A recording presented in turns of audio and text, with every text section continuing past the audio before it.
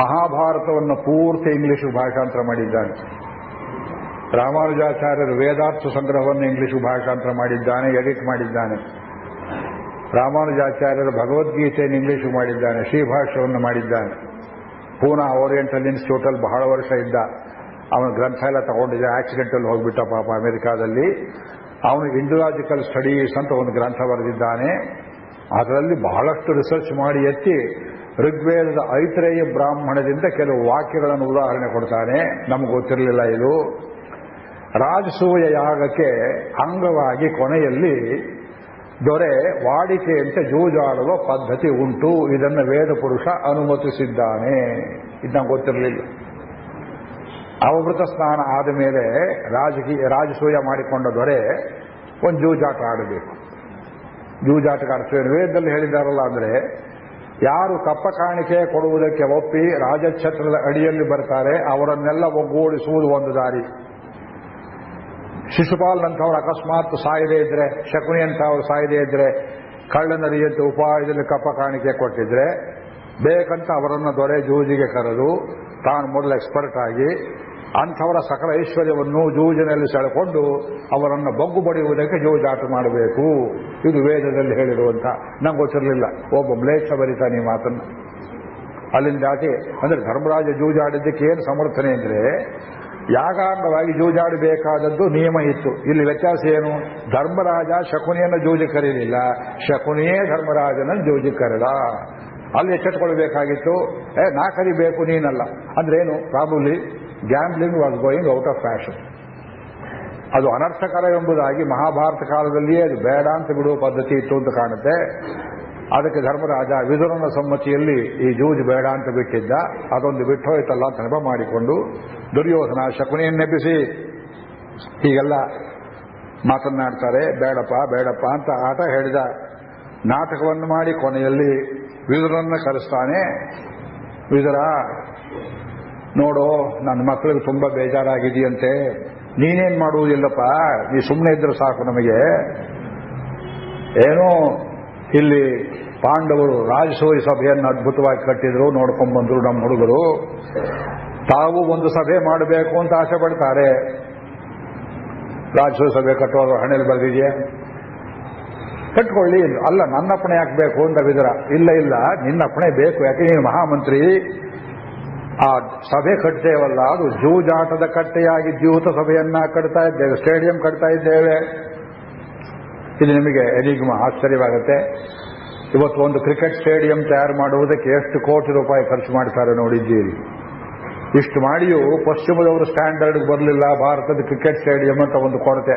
ಅದು ಬೇರೆ ಕಾಮೆಂಟೇಟರ್ಸು, ಬೇರೆ ಕೆಲಸ ಎಲ್ಲ ಗೂಳಿಗಳು ಇದನ್ನೇ ಸರ್ವದಾ ಹೇಳ್ತಾರೆ. ಅದು ಇಂಗ್ಲೆಂಡಲ್ಲಿ ಇದ್ದಾಗಿಲ್ಲ, ಮತ್ತೊಂದು ಕಡೆ ಇದ್ದಾಗಿಲ್ಲ, ಟೆನಿಸ್ ಲಾನ್ ಸರಿ ಇಲ್ಲ, ಇದೊಂದು ಸರಿ ಇಲ್ಲ. ಅವರಿಗೆ ದೋಚಿಕೊಂಡು ಹೋಗಿದ್ದ ದುಡ್ಡಿದೆ, ಅವರು ಕಟ್ತಾರೆ ಸ್ವಾಮಿ. ನೀವು ಮದ್ರಾಸಲ್ಲಿ ಬೊಂಬಾಯಿನಲ್ಲಿ ಒಂದು ಸ್ಟೇಡಿಯಂ ಕಟ್ಟರೆ ಎಲ್ಲಿ ಸುಡ್ತಾರೋ ಅಂತ ಭಯ ನಿಮಗೆ. ಸುಟ್ರೆ ಮತ್ತೆ ಕಟ್ಟೋದಕ್ಕೆ ದುಡ್ಡಿಲ್ಲ. ದೂತ ಸಭೆ ನಿರ್ಮಾಣ ಹಾಗೆ 1,000 ಕಂಬಗಳಿರಬೇಕು. ಶ್ಲೋಕ ಎಲ್ಲ ಓದೋದಿಲ್ಲ, ತುಂಬಾ ದೂರವಾಗುತ್ತೆ, ಕತೆ ಬಹಳ ದೂರ ಹೋಗಬೇಕು. 1000 ಕಂಬದ ಮಂಟಪ ಶ್ರೀರಂಗದಲ್ಲಿದ್ದ ಹಾಗೆ. ಶ್ರೀರಂಗದಲ್ಲಿ ರಂಗನಾಥ ಕೂತ್ಕೊಳ್ತಾನೆ, ಜೂಜಾಡೋದಿಲ್ಲ. ಆಗಿನ ಕಾಲ ಮಂಟಪ ಅದು. ಅದರಲ್ಲಿ 100 ಎಕ್ಸಿಟ್ಸ್ ಅಂಡ್ ಎಂಟ್ರಿ ಪಾಯಿಂಟ್ಸ್. ದಯವಿಟ್ಟು ನಂಬೇಕು ನೀವು ಶ್ಲೋಕನ. ಬಂದು ಹೋಗುವುದಕ್ಕೆ 100 ಜನರ ಪ್ರವೇಶಕ್ಕೆ ಬಾಗಿಲು, 100 ಹೊರಗೆ ಹೋಗ್ತಕ್ಕಂತಹ ಬಾಗಿಲು. ಮನೋರಮಾಂ ದರ್ಶನೀಯಾಂ ಸುಕೃತಾಂ ಸುಪ್ರವೇಶಾಂ. ನೂಕುನುಗ್ಲಾಗಿ ಯಾರು ಸಾಯಬಾರದು, ದೊಡ್ಡ ಬಾಗಿಲಿರಬೇಕು. ಮನೋರಮಾಂ ಸ್ಟೇಡಿಯಂ ಕಟ್ಟಿದ್ದಾರೆ. ಇದು ಕ್ರಿಕೆಟ್ ಆಟ, ಅಷ್ಟೂರ ಬೌಂಡ್ರಿ ಗಿಂಡ್ರಿ ಇಲ್ಲ, ಸುಣ್ಣ ಗಿಣ್ಣ ಬೆಳೆದು ಮಾಡೋ ಹಾಗಿಲ್ಲ. ದರ್ಶನೀಯಾಂ ನೋಡೋಕೆ ಚೆನ್ನಾಗಿರಬೇಕು. ಅದು ಹೇಗಿರಬೇಕು? ಜೂಜಾಟ ಆಡುವಾಗ ಮಧ್ಯದಲ್ಲಿ ಕೂತ್ಕೊಳ್ತಾರೆ 2 ಪಾರ್ಟಿ. ಅದಕ್ಕೆ 2 ಕಡೆ ಕಾಮೆಂಟ್ರಿ ಹೇಳೋರು ಬೇರೆ, ಮತ್ತು ಅದಕ್ಕೂ ಅಡ್ಜುಡಿಕೇಟರ್ಸ್, ಅಂಪೈರ್ಸ್ ಬೇಕು.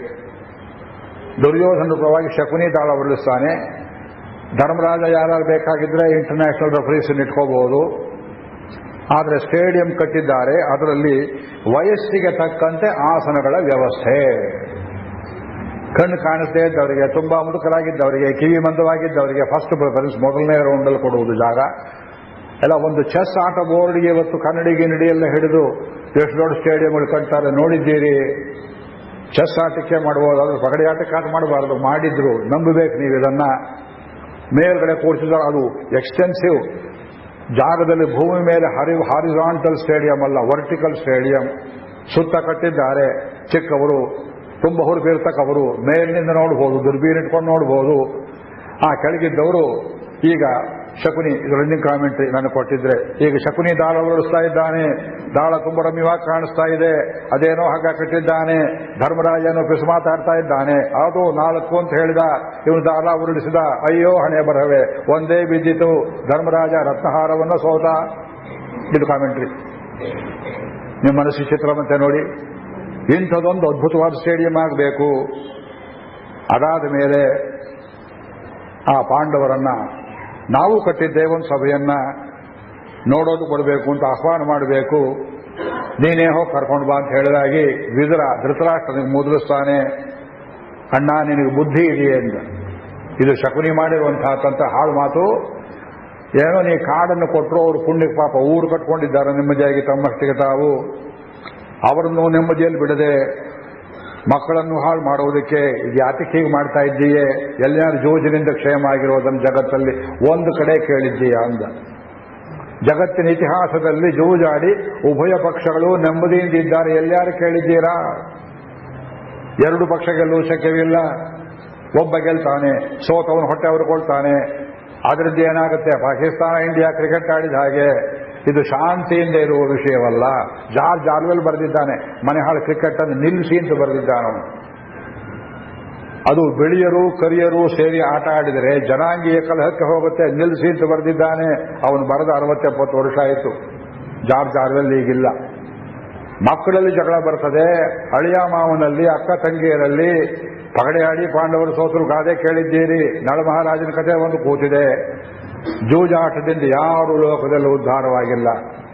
ಆದ್ರೆ ಆಡ್ತಾರಲ್ಲ, ಫ್ರೆಂಡ್ಲಿ ಮ್ಯಾಚ್ ಅಂತ ಹೇಳ್ತಾರೆ. ಸುಹೃದ್ಯೂತ ಮೂಲದಲ್ಲಿರುವ ಶಬ್ದ ಸುಹೃದ್ಯೂತ ಅಂದ್ರೆ ದುಡ್ಡಿಲ್ಲದೆ ಕಾಸಿಲ್ಲದೆ ಆಡುವುದು. ಎಲ್ಲ ಶುರುವಾಗುವುದೇ ಹಾಗೆ ಮೊದಲು, ಆಮೇಲೆ ಒಂದೊಂದಾಗಿ ಶುರುವಾಗುತ್ತೆ.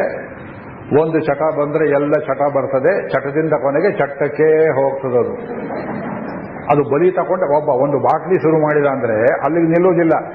ಎಲ್ಲ ದುರ್ವಿದ್ಯೆಗಳು ದುರ್ಗುಣಗಳು ಒಟ್ಟಿಗೆ ಸೇರಿಕೊಂಡು ಬರ್ತವೆ. ಮನುಷ್ಯನ ವಿನಾಶವಾದ ಹೊರತು ಅವು ಬಿಡುವುದಿಲ್ಲ. ಆದ್ರಿಂದ ಅಣ್ಣ ಏನಂದೆ? ಸುಪ್ರವೇಶ, ಒಳ್ಳೆ ಪ್ರವೇಶ ಇರಬೇಕು. 100 ಬಾಗಿಲು. ಅಣ್ಣ ಇದು ಕಲಿಪುರುಷನಿಗೆ ಬಾಗಿಲು ನೀ ಹೇಳ್ತಾ ಇರುವುದು. ಇದರಿಂದ ಒಳ್ಳೇದಾಗೋದಿಲ್ಲ, ದಯವಿಟ್ಟು ಇದನ್ನು ನಿಲ್ಲಿಸು. ಆಗ ಶಕುನಿ ಕೂತಿದ್ದವನು ಅಲ್ಲಿ ಹೇಳ್ತಾನೆ, ನಾ ಹೇಳಿಲ್ವಾ ವಿದುರನ್ ಕೇಳಿದ್ರೆ ಹೀಗೆ ಹೇಳ್ತಾನೆ ಅಂತ ಕಂಡು ಸನ್ನೆ ಮಾಡಿದ. ವಿದುರ ಹೋಗಿಬಿಟ್ಟ. ಏನ್ ಮಾಡೋದು? ಪ್ಲಾನ್ ಎಲ್ಲ ವ್ಯರ್ಥವಾಯ್ತು. ವಿದುರ ಹೋದಿಲ್ವಲ್ಲ. ಧೃತರಾಷ್ಟ್ರ ಮತ್ತೆ ಶಕುನಿಗೆ ಹೇಳಿದ, ದುರ್ಯೋಧನಿಗೆ ಹೇಳಿದ. ಆಗ 2ನೇ ರೀತಿಯಲ್ಲಿ ಶುರು ಮಾಡ್ತಾನೆ ಶಕುನಿ. ನೀನು ಕುರುಡು ದೊರೆ, ಇಲ್ಲಿ ಏನಾಗ್ತಾ ಕಣ್ಣಿಗೆ ಕಾಣಿಸೋದಿಲ್ಲ ನನಗೆ. ಅಂಧೇನೇವ ಯುಗಂ ನಗ್ಧಂ ವಿಪರ್ಯಸ್ತಂ ನರಾಧಿಪ. ಯುಗಧರ್ಮ ರೀತಿ ಹೇಗೆ ಹೋಗ್ತಾ ಇದೆ, ನೀನು ಮೊದಲೇ ಕುರುಡ, ನಿನಗೆ ಕಾಣಿಸ್ತಾ ಇಲ್ಲ. ಕನೀಯಾಂಸೋ ವಿವರ್ಧಂತೆ ಜ್ಯೇಷ್ಠ ಹೀಯಂತಯೇವಚ. ಕನೀಯಾಂಸೋ ಚಿಕ್ಕವರು, ಈಗ ಮೊನ್ನೆ ಕಂಡುಬಿಟ್ಟವರು ಪಾಂಡವರು, ಪಾಂಡುವಿನ ಮಕ್ಕಳು, ಅವರು ವರ್ಧಂತೆ ಬೆಳೀತಾ ಇದ್ದಾರೆ. ಜ್ಯೇಷ್ಠ ನೀನು ದೊಡ್ಡವನು, ನಿನ್ನ ಮಕ್ಕಳು ದೊಡ್ಡವರು. We are the earlier party. ಹೀಯಂತಯೇವಚ ನಾವು ಹಾಳಾಗ್ತಾ ಇದ್ದೇವೆ. ಇದೆಲ್ಲಾರು ಉಂಟೆ? 40 ವರ್ಷ ರಾಜ್ಯ ಆಳಿದ್ದೇವೆ ಸ್ವಾಮಿ, ನಮ್ಮ ಪಕ್ಷ ಇವತ್ತು ಹೀನವಾಗಿದೆ ಕಾಂಗ್ರೆಸ್ಸು. ಇವರು NDA 5 ವರ್ಷ ಆಳಿದರು, ಎಷ್ಟು ಜನಪ್ರಿಯತೆ ಹೊಂದಿದರು. ಹೊಟ್ಟೆ ಅವರು ಸತ್ತು ಏನು ಮಾಡೋದು? ಯಾವ ಪಾರ್ಟಿ ಸೀನಿಯರು, ಯಾವ ಪಾರ್ಟಿ 100 ವರ್ಷ ಆಯಿತು, ಯಾವ ಪಾರ್ಟಿ ಹತ್ರ ಬಂತು. ಸೀನಿಯರ್ ಪಾರ್ಟಿ ಜೂನಿಯರ್ ಪಾರ್ಟಿ ಅಲ್ಲ, ಎಷ್ಟು ಧರ್ಮದಿಂದಿದ್ದೀರಿ ಅನ್ನೋದು ಮುಖ್ಯ ಅಲ್ಲ. ನೀವು ಕೊಟ್ರಿ ಪಾಂಡವರಿಗೆ, ಕಾಡನ್ನು ಕೊಟ್ರಿ, ಅವರ ಭಾಗ್ಯದಿಂದ ಅವರದನ್ನು ದೊಡ್ಡದು ಮಾಡ್ಕೊಂಡು ಚೆನ್ನಾಗಿ ಬದುಕಿ ಯಾತಕಪ್ಪ ಹೊಟ್ಟೆ ಹೊರ್ಕೊಳ್ತೀರಿ? ಮನೆಯಲ್ಲಿ ನಡೆಯುವ ಮಹಾಭಾರತಕ್ಕೂ ಇದೇ ಉತ್ತರ. ಆಸ್ತಿ ಭಾವ ಮಾಡ್ತೀರಿ, ಅಣ್ಣ ತಮ್ಮ ಎಷ್ಟೇ ಪ್ರೀತಿಯಿಂದಿರ್ತೀರಿ. ನಮ್ಮ ಅಣ್ಣ ಅವನು ಜ್ಯೇಷ್ಠ, ನಾವು ಯಾವಾಗಲೂ ತಮ್ಮನಿಗಿಂತ ತಮ್ಮನ ಕುಟುಂಬಕ್ಕಿಂತ ಚೆನ್ನಾಗಿರಬೇಕು. ಯಾವ ಮುಟ್ಟಾಳ ಹೇಳ್ಕೊಟ್ಟ ನಿಮಗೆ? 4 ಜನ ಗಂಡು ಮಕ್ಕಳು ಒಬ್ಬ ತಂದೆಗಿದ್ರೆ ಯಾವನು ಅತ್ಯಂತ ದುರ್ಬಲನೋ ರೋಗಗ್ರಸ್ತನೋ ಅವನು ಇನ್ನೊಂದು ಸಂದರ್ಭದಲ್ಲಿ ತುಂಬಾ ಪ್ರಬುದ್ಧಮಾನ ಆಗಬಹುದು. ಜ್ಯೇಷ್ಠ ಎಲ್ಲವನ್ನೂ ಕಳ್ಕೊಂಡು ಭಿಕ್ಷೆಯನ್ನು ಎತ್ತಬಹುದು. ಅವರವರ ಕರ್ಮಕ್ಕೆ ನೀವೇನ್ ಮಾಡ್ತೀರಿ? ನೀವು ಬದುಕಬೇಡ ಅಂತ ಯಾರು ಹೇಳ್ತಾರೆ? ಜ್ಯೇಷ್ಠನು ಯಾವಾಗಲೂ ಮೇಲೆ ಇರಬೇಕು, ಕನಿಷ್ಠ ಯಾವಾಗಲೂ ಕೆಳಗೆ ಇರಬೇಕು. ಇದನ್ನು ಹೇಳಿದ್ರೆ ಮನೆಹಾಳ್ತನ ಬರ್ತದೆ. ಎಷ್ಟೋ ಕುಟುಂಬಗಳು ಹಾಳಾಗಿದ್ದೇನೆ ನೋಡಿದ್ದೇನೆ. ಇದು ಶಕುನಿ ಸೂತ್ರ. ಅದು ಆದ್ರಿಂದ ತ್ವಂ ವೈ ಜ್ಯೇಷ್ಠೋ ಜ್ಯೇಷ್ಠಿನೇಯ ಅವನ ತಲೆ ಹಚ್ಚಿದ್ರು. ಧೃತರಾಷ್ಟ್ರ ಮಹಾರಾಜರೇ, ನೀವು ನಿಜವಾಗಿ ಜ್ಯೇಷ್ಠರು. ನಿಮಗೆ ಕಣ್ಣು ಕುರುಡು ದೇವರು ಮಾಡಿದ್ನೇ ಹೊರತು ನೀವಾಗ ಮಾಡಿಕೊಂಡಿದ್ದಲ್ಲ. ನಿಮಗೆ ರಾಜ್ಯವನ್ನು ತಪ್ಪಿಸಿದ ಭೀಷ್ಮ ಮಾಡಬಾರದಾಗಿತ್ತು. ಸತ್ಯವತಿಯನ್ನು ಕೂರಿಸಿ ರಾಜ್ಯವಾಳಿದವನು ನಿಮ್ಮನ್ನೇ ಕೂರಿಸಿ ಆಳ್ಬೋದಾಗಿತ್ತಲ್ಲ. ಪಾಂಡವಿ ಕೊಟ್ಟದ್ದೇ ತಪ್ಪು ಚಕ್ರವರ್ತಿ ಅಂತ. ಈಗ ನಮ್ಮದೇ ಹಕ್ಕು ಅಂತ ಬರಾಬಾರದು ಅಂತ ಹಿಡ್ಕೊಂಡಿದ್ದಾರವರು. ಹೋಗಲಿ, ನೀವು ಬೇಡ ಇದ್ರೆ ನಿಮ್ಮ ಮಕ್ಕಳಿಗೆ ರಾಜ್ಯ ಬರಬೇಕು. ನಾವು ಜೂನಿಯರೋ ಸೀನಿಯರೋ ಪ್ರಶ್ನೆ ಅಲ್ಲ. ನಾವು ದಿವಸ ದಿವಸ ಕ್ಷಯಿಸ್ತಾ ಇದ್ದೇವೆ. ನಮಗೂ ಐಶ್ವರ್ಯವೆಲ್ಲ ಅವ್ರಿಗೆ ಹೋಯಿತು. ಎಲ್ಲ ರಾಜಸೂಯ ಮಾಡಿದ್ರು. ನಾವು ಅವರಿಗೆ ವಶವರ್ತಿಗಳಾಗಿ ನಡೆಯಬೇಕಾದ ಸ್ಥಿತಿ ಉಂಟಾಯಿತು. ಭೀಷ್ಮನ ತಲೆಯನ್ನು ಮೆಟ್ಟಿದಂತಾಯಿತು. ಆದ್ರಿಂದ ಇದಕ್ಕೆ ಬೇರೆ ಉಪಾಯವೇ ಇಲ್ಲ. ನಾವು ಈ ಜೂಜಿನಲ್ಲಿಯೇ ಪಾಂಡವರನ್ನು ಗೆಲ್ಲಬೇಕು. ಅದನ್ನು ತಿಳಿದು ಹೇಗೆ ಹೇಳ್ತಿದ್ದೀರಲ್ಲ ಅಂತ ಹೇಳಿದ ಮೇಲೆ ವಿದುರನನ್ನು ಬೈಪಾಸ್ ಮಾಡಿದ. ನೋಡಿ ಹೇಗೆ ಮೂಲೆ ಗೊತ್ತಾರೆ ನೋಡಿ.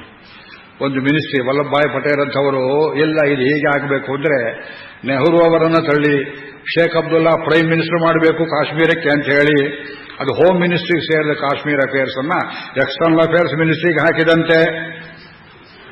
ಎಷ್ಟು ದೊಡ್ಡ ಕಿತಾಪತಿ ನೆಹರು ಕಿತಾಪತಿ. ನಮ್ಮ ದೇಶದ ಮೊದಲನೇ ಪ್ರಧಾನಮಂತ್ರಿ ವಲ್ಲಭಭಾಯ್ ಪಟೇಲ್ ಆಗಬೇಕು. ಆ ಕಮಿಟಿಯವರು ಅವರನ್ನು ಆರಿಸಿದ್ರು. 12 ಜನದಲ್ಲಿ 11 ಜನ ವಲ್ಲಭಭಾಯ್ ಪಟೇಲ್ಗೆ ಮಾಡಬೇಕು ಅಂದ್ರು. ರಾತ್ರೋರಾತ್ರಿ ನೆಹರು ಹೋಗಿ ಗಾಂಧಿ ಕಾಲಿಗೆ ಬಿದ್ದು ಅವರು ಕಿವಿ ಹಿಂಡಿದ್ರು. ನೀನು ಗುಜರಾತಿ, ಅವನು ಗುಜರಾತಿ, ನಾಳೆ ಅವನು ಪ್ರೈಮ್ ಮಿನಿಸ್ಟರ್ ಆದರೆ ಗಾಂಧಿ ಗುಜರಾತಿಗೆ ಪಕ್ಷಪಾತ ಮಾಡ್ತಾರೆ ಅಂತ ಹೇಳಿ ಅವನು ತಲೆ ಕೆಡಿಸಿದ್ರಿಂದ ಹಾಗಿದ್ರೆ ಬೇಡ, ನೆಹರೂನೇ ಆಗಲಿ ಅಂತ in the most undemocratic way Gandhi impose Nehru on this country. ಜಗತ್ತಿನ ಇತಿಹಾಸ ಇದು ಓದ್ಬೇಕು ನೀವು. ರಾಜಮೋಹನ್ ಗಾಂಧಿ ಬರೆದಿದ್ದಾರೆ ಕಥೆ. ನಾವು ಯಾಕೆ ಸಂಕಟ ಪಡ್ತೇವೆ ಅಂದ್ರೆ ಮಹಾಭಾರತ ಓದಿದ ಕಣ್ಣಲ್ಲಿ ತಿರುಗಿ same thing is being repeated ನೋಡ್ತೇವೆ. ಬಹಳ ಸಂಕಟವಾಗುತ್ತೆ. Gandhi was the most undemocratic man. ಕೊನೆಯ ತನಕ ಗಾಂಧಿ ಯಾರೋ ಸ್ಥಾಪನೆ ಮಾಡಿದ ಕಾಂಗ್ರೆಸ್ ಸಂಸ್ಥೆಗೆ ಕೊನೆಯವರೆಗೆ ಒಂದು 4 ಆಣಿ ಮೆಂಬರ್ಶಿಪ್ ಇರಲಿಲ್ಲ ಗಾಂಧಿಗೆ. ನಿಮ್ಗೆ ಗೊತ್ತಿಲ್ಲ ಇದು. He was not even A member but he made all decisions and impose all the decisions on the party and the country. ಬಹಳ ದುಃಖವಾಗುತ್ತೆ ಇದು ನೋಡಿದ್ರೆ ನಮಗೆ. ಅವರ 67 ವರ್ಷದ ಆ ಪ್ರೊಸೀಡಿಂಗ್ಸ್ ಕಾಂಗ್ರೆಸ್ ಎಲ್ಲ ಹುಡುಕಿ ನೋಡಿ ಓದಿ ಸತ್ತಿದ್ದೇನೆ ನಾನು ಕರ್ನಾಟಕ ಕಾಲೇಜಿನಲ್ಲಿ. ಇವರ ಚರಿತ್ರೆಯಲ್ಲಿ ಎಲ್ಲಿಂದ ಹುಡುಕುಂಟು ಒಂದೊಂದನ್ನು ಎತ್ತಿ ಚರಿತ್ರೆ ಬರೀಬೇಕಾಗಿದೆ. ಇವತ್ತು ನಡೀತಾ ಇರೋದು ಅದೇ. ಇವರು ಹೊಸದಾಗಿ ಬಂದಿದೆ, ಇದು ಬಿಜೆಪಿ ಹೊಸದಾಗಿ ಬಂದಿದೆ, ಜೆಡಿಎಸ್. ಇವರು ಯಾವತ್ತೂ ಕೆಳಗಿರಬೇಕು, ನಾವೇ ಮೇಲಕ್ಕಿರಬೇಕು. ಇನ್ನೊಂದು ಯುದ್ಧವಾಗುತ್ತೆ, ಹಳ್ಳಿ ಆಗುತ್ತೆ, ಗ್ರಾಮ ಪಂಚಾಯತ್ ಎಲ್ಲ ಆಗುತ್ತೆ. ಮಹಾಭಾರತ ಇಡೀ ದೇಶದಲ್ಲಿ ಒಂದೊಂದು ಬೀದಿಯಲ್ಲಿ ನಡುಬೀದಿಯಲ್ಲಿ ಯುದ್ಧವಾಗುವ ತನಕ ನಿಮಗೆ ಜಗದೀಶ್ವರನ ಪ್ರೀತಿ ಆದ್ರೆ ಆಗಲಿ, ಯಾರು ಬೇಡ ಅಂತಾರೆ. ಭೂಭಾರ ಹರಣವಾಗಲಿ, ಮತ್ತೊಂದು ಪರಶುರಾಮ ಬರಲಿ, ವಿದುರ ಎನ್ನುವ ಒಪ್ಪಲಿಲ್ಲ. ನಾಭಿನಂದೇ ನೃಪತೆ ಪ್ರೈಷಮೇತಂ. ನೀವು ಹೋಗಿ ಕರ್ಕೊಂಬಂದ ಪಾಂಡವರನ್ನು ಧೃತರಾಷ್ಟ್ರ. ಪ್ರೈಷ ಅಂದ್ರೆ ದೂತನಾಗಿ ಹೋಗು ಎಂಬುದಾಗಿ. ಮೈವಂಕೃತ ಕುಲನಾಶಾದ್ ಬಿಭೇಮಿ. 57ನೇ ಸರ್ಗ. ಕುಲನಾಶವಾಗತ್ತೆ ಮಹಾರಾಜರೇ. ಪುತ್ರೈ ಭಿನ್ನೈ ಕಲಹಸ್ತೆ ಧ್ರುವಂ ಸ್ಯಾತ್. ಅಣ್ತಮ್ಮದ್ರ ಮಕ್ಕಳು ಪರಸ್ಪರ ಹೊಡೆದಾಡ್ತಾರೆ. ಏತಚ್ಛಂಕೆ ಜ್ಯೂತ ಕೃತೆ ನರೇಂದ್ರ. ಇದು ಬೇಡ ಅಂದ ಮುತ್ತಿನಂಥ ಮಾತು ರಾಮಾಯಣದಲ್ಲಿ ವಿದುರನಂತೆ. ಆ ಮಾತನ್ನು ಕೇಳಿದ ಧೃತರಾಷ್ಟ್ರ ಅನೇಹ ಕ್ಷತ್ತಃ ಫಲಹಸ್ತಃ ತಪ್ಸತೆ ಮಾಂ ಕಲಹಸ್ತಪ್ಸತೆ ಮಾಂ. ನನಗೇನು ಜಗಳದ ವಿಷಯದ ಅಂಥ ಯೋಚನೆ ಇಲ್ಲ. ನ ಚೇದಂ ದೈವಂ ಪ್ರತಿಲೋಮಂ ಭವಿಷ್ಯತಿ. ದೈವ ಮನುಷ್ಯನ ಸಂಕಲ್ಪಕ್ಕೆ ವಿರುದ್ಧವಾಗಿ ಹೋಗುವುದಿಲ್ಲ. ಒಂದು ವೇಳೆ ಹೋದ್ರೆ ಧಾತ್ರಾತು ದಿಷ್ಟಸ್ಯ ವಶೇ ಕಿಲೇದಂ. ಹಾಗಲೆಲ್ಲ ಹೇಳ್ತಾನೆ ಈ ಮಂತ್ರ. ಈ ಮಂತ್ರ ಏನು? ದೇವರು ಹೇಗೆ ಹೇಳ್ತಾನೆಯೋ ಹಾಗೆ ನಡೀತದೆ ಎಂದು. ನಾಳೆ ಯುದ್ಧ ತೀರ್ಮಾನವಾಗಿದೆ. ಈ ಮುದುಕ ಕೊನೆಯ ತನಕ ಈ ಕಪಟಿ ಇದೇ ದೇವರು ಏನು ಹಣೆಯಲ್ಲಿ ಬರೆದಿದ್ದಾನೋ ಅದಾಗತ್ತೆ. ಈ ಗೋಧುಮ ಈ ಮಂತ್ರವನ್ನು ಹೇಳಿ ಯುದ್ಧವೇ ಆಗಬೇಕಾಗಿದ್ರೆ ಆಗತ್ತೆ, ಹೋಗು, ಕರ್ಕೊಂಬಾ ಹೋಗು. ವಿದುರ ಹೇಳಿದ, ನಾ ಹೋಗೋದಿಲ್ಲ, ಬೇರೆ ಯಾರನ್ನಾರು ಕಳಿಸು. Prime minister asserted himself for once. ನಾ ಮಾಡೋದಿಲ್ಲ ಈ ಕೆಲಸ, ಯಾರ ಕೈಲಾರು ಹೇಳು. ಶಕುನಿಯು ದುರ್ಯೋಧನ ಮುಖ ನೋಡಿಕೊಂಡ್ರು. ಏನಪ್ಪ ಇವನು ಜಗಳ ಗಂಟ. ವಿದುರ ಹೋಗೋದಿಲ್ಲ ಅಂದ್ಬಿಟ್ನಲ್ಲ. ಪುನಃ ವಿದುರನನ್ನು ಉಪಸರ್ಪಣೆ ಮಾಡಿ, ಹಾಗಿಲ್ಲ, ಭೀಷ್ಮ ಇದ್ದಾನೆ, ದ್ರೋಣ ಇದ್ದಾನೆ, ಕೃಪಾ ಇದ್ದಾನೆ, ನೀನಿದ್ದೀಯೆ, ಜಗಳ ಆಗದೆ ಇರೋವಾಗ ನಾವು ನೋಡ್ಕೊಳ್ಳೋಣ ಕಾಣೋ, ಸುಮ್ಮನೆ ನೀ ಕರ್ಕೊಂಬಾರೋ. ನಮ್ಮ ಸಭೆ ಹೊಸದಾಗಿ ಕಟ್ಟಿದ್ದೀವಲ್ಲ ಅದು ನೋಡಾರು ನೋಡಲಿ, ದೂತದ ಮಾತು ಆಮೇಲೆ ಅಂತ ಹೇಳಲಾಗಿ ಬರೀ ಸಭೆ ನೋಡೋದಾದ್ರೆ ಹೋಗ್ತೇನೆ ಅಂತ ವಿದುರ ಹೋಗಿ ಧರ್ಮರಾಜನಿಗೆ ಇಂದ್ರಪ್ರಸ್ಥದಲ್ಲಿ ಕಾಣಿಸಿಕೊಂಡ. ಇದು ಎಷ್ಟು ಆ consultations, intrigues. I am so happy to lay down before you all these things. ವಿವರ ಪುಟ ಯಾಕೆ ಪ್ರವಚನದಲ್ಲಿ ಈ ಮೆಥಡ್ ಯಾರು ಫಾಲೋ ಮಾಡ್ತಾರೆಯೋ ಗೊತ್ತಿಲ್ಲ. ನಮ್ಮ ಮೆಥಡ್ ಇದೆ. ವ್ಯಾಸ ವಾಕ್ಯ, ವಾಲ್ಮೀಕಿ ವಾಕ್ಯವನ್ನು ನಿಮ್ಮ ಕಿವಿಗೆ ಹಾಕುವುದು, ಇದ್ದದ್ದನ್ನು ಇದ್ದಂತೆ ಹೇಳುವುದು. ವಿದುರ ತಲೆ ತಗ್ಗಿಸಿ ಹೋದ, ಮುಸುಕು ಹಾಕೊಂಡು. ಅವನು ಬಂದದ್ದು ನೋಡಿದ ಧರ್ಮರಾಜ. ಚಿಕ್ಕಪ್ಪ, ಏನ್ ಸಮಾಚಾರ? ಯಾತಕ್ಕೆ ಮುಖ ಬೆಚ್ಚಾಗಿದೆ? ವಿಜ್ಞಾಯತೆ ಮನಸೋ ಅಪ್ರಹರ್ಷಃ. ನಿನ್ನ ಮನಸ್ಸಿಗೆ ಏನೋ ಒಂದು ದುಗುಡವಿದೆ ಅಂತ ಕಾಣುತ್ತೆ. ಕಚ್ಚಿತ್ ಕ್ಷತ್ತಃ ಕುಶಲೇನಾಗತೋಸಿ. ಒಳ್ಳೆ ಸಮಾಚಾರ ತಂದಿದ್ದೀಯ ತಾನೆ. ಕಚ್ಚಿತ್ ಪುತ್ರಾಃ ಸ್ಥವಿರಸ್ಯ ಅನುಲೋಮಾತ್ ವಶಾನುಗಚ್ಚಾಪಿ ವಿಶೋಧ ಕಶ್ಚಿತ್. ಕುರುಡನ ಮಕ್ಕಳು ಆ ತಂದೆ ಹೇಳಿದಾಗೆಲ್ಲ ಕೇಳ್ತಾ ಇದ್ದಾರೆ ತಾನೆ. ಅವಿಧೇಯತೆ ಏನಿಲ್ಲ ತಾನೆ, ಅಲ್ಲೇನು ರಾಜಕೀಯ ಇಲ್ಲ ತಾನೆ. ಏನ್ ಚಿಕ್ಕಪ್ಪ ಅಂತ ಕೇಳಿದಾಗಿ ವಿದುರ ಹೇಳಿದ, ಇನ್ನೇನು ಹೇಳಲಿ, ಅವರೊಂದು ದೊಡ್ಡ ಕಟ್ಟಡ ಕಟ್ಟಿದ್ದಾರೆ, ನೀವು ಮಾಡಿದ ಪ್ರತಿಸ್ಪರ್ಧಿಯಂತೆ, 1000 ಕಂಬ 100 ಬಾಗಿಲು, ಅದನ್ನು ನಿನ್ನ ಕರ್ಕೊಂಬ ಅಂತ ಹೇಳಿದ್ದಾರೆ. ಇದಂತು ತ್ವಾಂ ಕುರು ರಾಜೋಭ್ಯುವಾಚ ಪೂರ್ವಂ ಪೃಷ್ಟ್ವ ಕುಶಲಂ ಚ ಅವ್ಯಯಂಚ. ನೀವೆಲ್ಲ ಸೌಖ್ಯವಾಗಿದ್ದೀರಾ ಅಂತ ಮಾತನ್ನು ಆರಂಭಿಸಿ ಆ ಕುರುಡ ದೊರೆ ಹೇಳಿದ, ಇಯಂ ಸಭಾ ತ್ವತ್ಸಭಾ ತುಲ್ಯ ರೂಪ. ನಿಮ್ಮ ರಾಜಸೂ ಸಭೆಯಂತೆ ನನ್ನ ಮಗನು ಒಂದು ಕಟ್ಟಿದ್ದಾನೆ. ಬಂದು ಒಂದು 2 ಸುಹೃದ್ಯೂತಂ ಕ್ರಿಯತಾಂ ರಮ್ಯತಾಂಚ. ಫ್ರೆಂಡ್ಲಿ ಮ್ಯಾಚ್ ಆಡಿ 1-2 ದಿವಸ ಆಡಿ ಗೀಡಿ ಕುಡಿದು ಕುಪ್ಪಡಿಸಿ ಊರಿಗೆ ಹೋಗಬೇಕು ಅಂತ ಹೇಳಿ ಕಳಿಸಿದ್ದಾನೆ. ಅದಕ್ಕೆ ಬೇಕಾದವರೆಲ್ಲ ಸೇರಿದ್ದಾರೆ. ಜಗತ್ತಿನ ಅತಿ ದೊಡ್ಡ ಜೂಜುಕೋರೆಲ್ಲ ಸೇರಿದ್ದಾರೆ. ದುರೋಧರ ಕಿತವಾಹ. ಕಿತವ ಅಂದ್ರೆ ಇವತ್ತು ವಂಚಕ ಅಂತ ಅರ್ಥ ಇದೆ. ಆಗಿನ ಕಾಲದಲ್ಲಿ ಜೂಜಾಟ ಮಾಡುವನು ಕಿತವ ಎಂಬುದಾಗಿ ಹೆಸರು.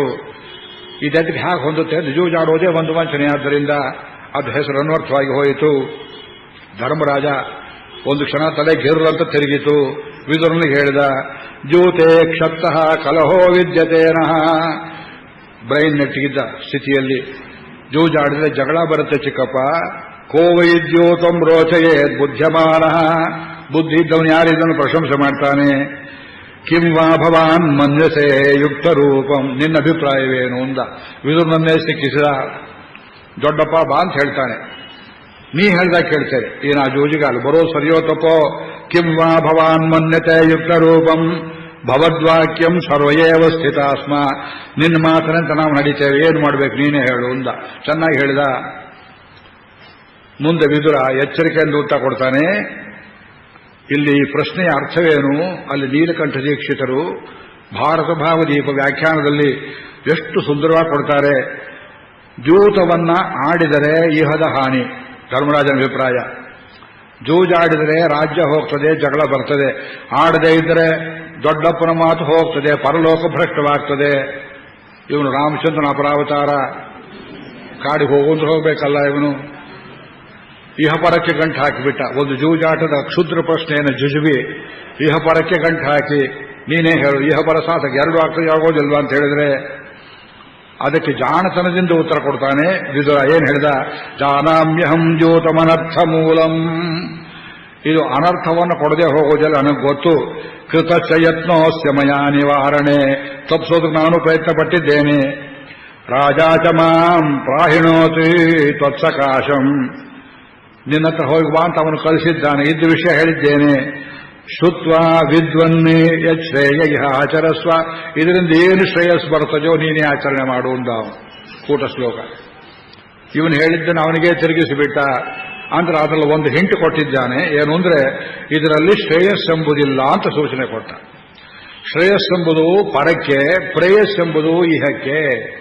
ಒಂದು ವಿಷದ ಪದಾರ್ಥ, ಒಂದು ಸಿಗರೇಟು, ಒಂದು ಬೀಡಿ ಸೇರ್ಬೋದೆ ಅಂತ ಕೇಳಿದ್ರೆ ಇದರಿಂದ ಪರಲೋಕ ಸಾಧನೆ ಏನಾಗೋದಿಲ್ಲ. ಒಬ್ಬರ ಮನೆ ಸಾಧ್ಯವಾಗ್ತಿತ್ತು.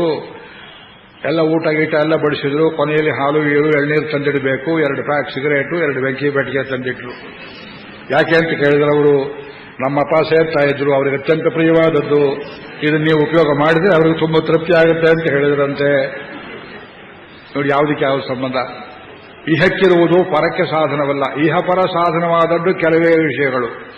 ವೇದಾಂತ, ಶ್ರವಣ, ದೇವಸ್ಥಾನ, ಭಗವತ್ ಸೇವೆ, ತೀರ್ಥಯಾತ್ರ ಇಹಕ್ಕೆ ಪರಕ್ಕೆ ಎರಡಕ್ಕೂ ಸಾಧನವಾಗುತ್ತೆ. ಜೂಜಾಡುವುದು ಇಹಕ್ಕೆ ಸಾಧನ ಆಗಬಹುದು. ಇದನ್ನು ಶ್ರೇಯಸ್ಸು ಬರಲಿಕ್ಕಿಲ್ಲ, ನೀನೇ ಯೋಚನೆ ಮಾಡು ಧರ್ಮರಾಜ. ಧರ್ಮರಾಜ ಹೇಳಿದ, ಅರ್ಧ ಹಳ್ಳಕ್ಕೆ ಬಿದ್ದ, ಇನ್ಯಾರಿದ್ದಾರೆ ಅಲ್ಲಿಂದ ನೋಡಿ, ಅಲ್ಲಿ ಅರ್ಥ ಏನು, ಬರ್ತೇನೆ, ಇನ್ಯಾರಿದ್ದಾರೆ. ಕೇ ತತ್ರಾನ್ಯೇ ಕಿತವಾ ದಿವ್ಯಮಾನಾ. ಅದಕ್ಕೆ ಮುಂದಿನ ಶ್ಲೋಕದಲ್ಲಿ ವಿತರ ಹೇಳ್ತಾರೆ, ಗಾಂಧಾರ ರಾಜ ಶಕುನಿ ವಿಷಾಂಪತೆ ರಾಜ ಅತಿದೇವಿ ಕೃತಹಸ್ತ ಮತಾಕ್ಷ. ಅತಿದೇವಿ ದೇವನ ಅಂತ ಜೂಜಾಡುವುದು, ಅವನನ್ನು ಮೀರಿಸಬಲ್ಲವರು ಯಾರೂ ಇಲ್ಲ. ಕೃತಹಸ್ತ ಅಕ್ಷಹೃದಯ ಅಂತ ಒಂದು ಶಾಸ್ತ್ರ, ಜೂಜಾಡುವುದು ಒಂದು ಶಾಸ್ತ್ರ. ಯಾವ ಕಾಯ ಆದ್ಮೇಲೆ ಯಾವುದು, ಕ್ರಿಕೆಟ್ಗೆ ದೊಡ್ಡ ಶಾಸ್ತ್ರ ಮಾಡಿದ ಹಾಗೆ, ಚಿಲಕಾಷ್ಟ ಮಹಿಷಿ ಬಂಧನ ಅಂತ ಮಾಡಿದ ಹಾಗೆ ಇದು ಒಂದು ಶಾಸ್ತ್ರ. ಇದು ನಳಮಹಾರಾಜನಿಗೆ ಗೊತ್ತಿರಲಿಲ್ಲ. ಮುಂದೆ ಬರುತ್ತೆ ಕಥೆ. ಅವನ ತಮ್ಮ ಪುಷ್ಕರ ಕಲಿಪ್ರಭಾವದಿಂದ ನಳನನ್ನು ಸೋಲಿಸಿದ. ಆದರೆ ಕಾರ್ಕೋಟಕ ಕಚ್ಚಿದ ಮೇಲೆ ಮತ್ತೆಲ್ಲ ಹೋಗಿ ಋತುಪರ್ಣ ಹತ್ತಿದ ಮೇಲೆ ಅವನಿಗೆ ಆ ಬೃಹದ್ರಥ ಕೋಸಲ ದೇಶದ ದೊರೆ, ನೀನು ನನಗೆ ಅಶ್ವಶಾಸ್ತ್ರವನ್ನು ತಿಳಿಸಿಕೊಡು. ಈ ಬಡಕಲ್ ಕುದುರೆ ಒಂದೇ ದಿವಸದಲ್ಲಿ ಬರೋ ಹಾಗೆ ಇದು ಓಡುತ್ತೆ ಅಂತ ಕುದುರೆ ಪರೀಕ್ಷೆ ಶಾಸ್ತ್ರ ನಿನಗೆ ಗೊತ್ತು, ಜೂಜಾಟ ಶಾಸ್ತ್ರ ನನಗೆ ಗೊತ್ತು, ಅಶ್ವಹೃದಯ ನೀನು ಕೊಡು, ಅಕ್ಷಶಾಸ್ತ್ರ ಕೊಡ್ತೇನೆ ಅಂತ ಅದಲು ಬದಲು ಮಾಡಿಕೊಂಡ್ರು. ಒಂದು ಮುಂದೆ ವನಪದರು ಬರುವಂತೆ ಅವನನ್ನು ಯಾರು ಮೀರಿಸೋರಿಲ್ಲ ಈ ಜಗತ್ತಿನಲ್ಲಿ. ವಿಮಂಶತಿ ಅಂತ ಒಬ್ಬ ಇದ್ದಾನೆ, ಚಿತ್ರಸೇನ ಅಂತ ಒಬ್ಬ ಇದ್ದಾನೆ, ಪೂರ್ವಮಿತ್ರ ಅಂತ ಒಬ್ಬ ಇದ್ದಾನೆ. ಇವರೆಲ್ಲ ಅಡ್ವೈಸರ್ಸ್ ಕೌರವರಿಗೆ. ಯುಧಿಷ್ಠಿರ ಹೇಳಿದ, ಅಯ್ಯೋ ಇವರೆಲ್ಲ ಸೇರಿದ್ರೆ ನಾ ಗೆಲ್ಲುವಾಸಿ ಅಲ್ಲ, ಮೊದಲೇ ನನಗೆ ಗೊತ್ತಿಲ್ಲ, ಏನ್ ಮಾಡೋದು ಅಂತ ಯೋಚನೆ ಮಾಡಿ ಕೊನೆಯಲ್ಲಿ ಆಗಿದ್ದಾಗಲಿ ಎಂಬುದಾಗಿ ಯೋಚನೆ ಮಾಡಿ ತನ್ನ ಮನೆಯಲ್ಲಿ ಭೀಮನಿಗೆ ಅರ್ಜುನನಿಗೆ ಒಬ್ಬರಿಗೂ ಕನ್ಸಲ್ಟ್ ಮಾಡದೆ, ಬಹಳ ಮುಖ್ಯ, ಯಾರ ಅಭಿಪ್ರಾಯವನ್ನೂ ಕೇಳದೆ, ದ್ರೌಪದಿಯನ್ನೂ ಕೇಳದೆ, ಯಾಕೆ ಪ್ರತಿಜ್ಞೆ ಮಾಡಿದ್ನಲ್ಲ ಅವ್ರು ಹೇಳಿದಂತೆ ಕೇಳ್ತೇನೆ ಅಂತ, ನಾಳೆಯೇ ಪ್ರಯಾಣ, ನಾವೆಲ್ಲರೂ ಹಸ್ತನಾವತಿಗೆ ಹೋಗೋಣ ಅಂತ ಅಪ್ಪಣೆಯನ್ನು ಮಾಡಿಬಿಟ್ಟ. ಭೀಮನಿಗಾಶ್ಚರ್ಯವಾಯಿತು, ದಿಢೀರಂತ ಮಾಡಿದ್ದಾನಲ್ಲ, ಆದರೆ ದೊಡ್ಡವರು ಗೌರವ ಕೊಡಬೇಕು. ಆ ದೃಷ್ಟಿಯಿಂದ ಭೀಮಾರ್ಜುನರು ತಕರಾರೆಚ್ಚಲಿಲ್ಲ. ಅವರ ಸಹನೆಯನ್ನು, ತಾಳ್ಮೆಯನ್ನು ನೀವು ಮೆಚ್ಚಿಕೊಳ್ಳಬೇಕು. ದ್ರೌಪದಿಗೆ ಸಮಾಚಾರವೇ ಗೊತ್ತಿಲ್ಲ. ಎಲ್ಲರೂ ಹೊರಟರು, ಬಂದರು, ಬಾಗಿಲಲ್ಲಿ ಸ್ವಾಗತ ಈಗತ ಎಲ್ಲ ಚೆನ್ನಾಗಿ ಮಾಡಿದ್ರು. ಬಿಡಾರ ಕರ್ಕೊಂಡು ಹೋದ್ರು, ಕಟ್ಟಡ ಎಲ್ಲ ನೋಡಿ ಅಂದ್ರು. ಇಷ್ಟು ದೊಡ್ಡ ಸ್ಟೇಡಿಯಂ ಯಾತಕಪ್ಪ ಕಟ್ಟಿದ್ದಾರೆ? ಇಲ್ಲಪ್ಪ, ಸುಹೃದ್ಯೋತಕ್ಕೋಸ್ಕರವಾಗಿ. ಧರ್ಮರಾಜ ಒಬ್ಬನಿಗೆ ಗೊತ್ತಿತ್ತು. ಅದಾದ ಮೇಲೆ ಯುಧಿಷ್ಠಿರ ಶಕುನಿಗೆ ಭೇಟಿಯಾಗ್ತಾ ಇದ್ದಾನೆ. ಜೂಜ್ ತೀರ್ಮಾನ ಆದ ಮೇಲೆ ಯುಧಿಷ್ಠಿರ ಕೇಳಿದ, ನೋಡು, ನಾ ಚಕ್ರವರ್ತಿ, ಜೂಜ್ ಆಡಬಾರದು. ಶಕುನಿ, ಈ ಆಹ್ವಾನವನ್ನು ನೀನೇ ಕಳಿಸಿದ್ದೀಯೆ ಅಂತ ಕಾಣುತ್ತೆ, ದುರ್ಯೋಧನ ತಲೆಗೆ ಹಾಕಿದ್ದೀಯೆ. ಆದರೆ ನನ್ನ ತಿಳಿದದ್ದು ಹೇಳ್ತೇನೆ, ನಿಕೃತಿ ದೇವನಂ ಪಾಪಂ ನ ಕ್ಷಾತ್ರೋತ್ರ ಪರಾಕ್ರಮ. ಇದರಲ್ಲಿ ಪರಾಕ್ರಮ ತೋರಿಸುವುದು ಏನೂ ಇಲ್ಲ. ಯುದ್ಧವೂ ಒಂದು ಜೂಜೆ, ಎಲೆಕ್ಷನ್ ಇದ್ದ ಹಾಗೆ. ಆದರೆ ಯುದ್ಧದಲ್ಲಿ ಬಾಹುಪರಾಕ್ರಮವನ್ನು ತೋರಿಸಿ ಒಬ್ಬ ತನ್ನ ಶಕ್ತಿಯಿಂದ ಶತ್ರುವನ್ನು ಗೆದ್ದರೆ ಅದು ಧರ್ಮಪ್ರಾಪ್ತವಾದ ಜಯ ಅಂತ ಹೇಳ್ತಾರೆ. ಯುದ್ಧವನ್ನು ಒಂದು ಶಾಸ್ತ್ರ ಅಂತ ಒಪ್ಪುತ್ತೇವೆ. ಪಗಡೆ ದಾಳ ಉರುಳಿಸೋದಕ್ಕೆ ಬಾಹುಬಲ ಬೇಕೆ, ಬುದ್ಧಿಬಲ ಬೇಕೆ, ಏನು ಬೇಕು? It's a matter of luck. ಯಾವನೋ ಚೆಂಡು ಹೋಗದ, ಯಾವನಿಗೋ ತಗುಲ್ತು, ಏನೋ ಆಯಿತು. 90% ನಾ ಹೇಳಿದ್ರೆ ಮಕ್ಕಳು ಒಪ್ಪೋದಿಲ್ಲ. ಕ್ರಿಕೆಟಲ್ಲಿರೋದೆಲ್ಲ ಬರೀ ಲಕ್ ಎಲಿಮೆಂಟೇ. ಅದು ಒಡ್ಡಾತಿ ಒಡ್ಡ ಒಬ್ಬ ಇದ್ದ ಕಪಿಲ್ ದೇವ್ ಅಂತ, ನಯಾನಾಜೂ ಕೆಲ್ಲದೆ ಅವನು ಹೇಗೆ ಬೇಕಾದ್ರೆ ಆಗ ಹೊಡಿತಾ ಇದ್ದ.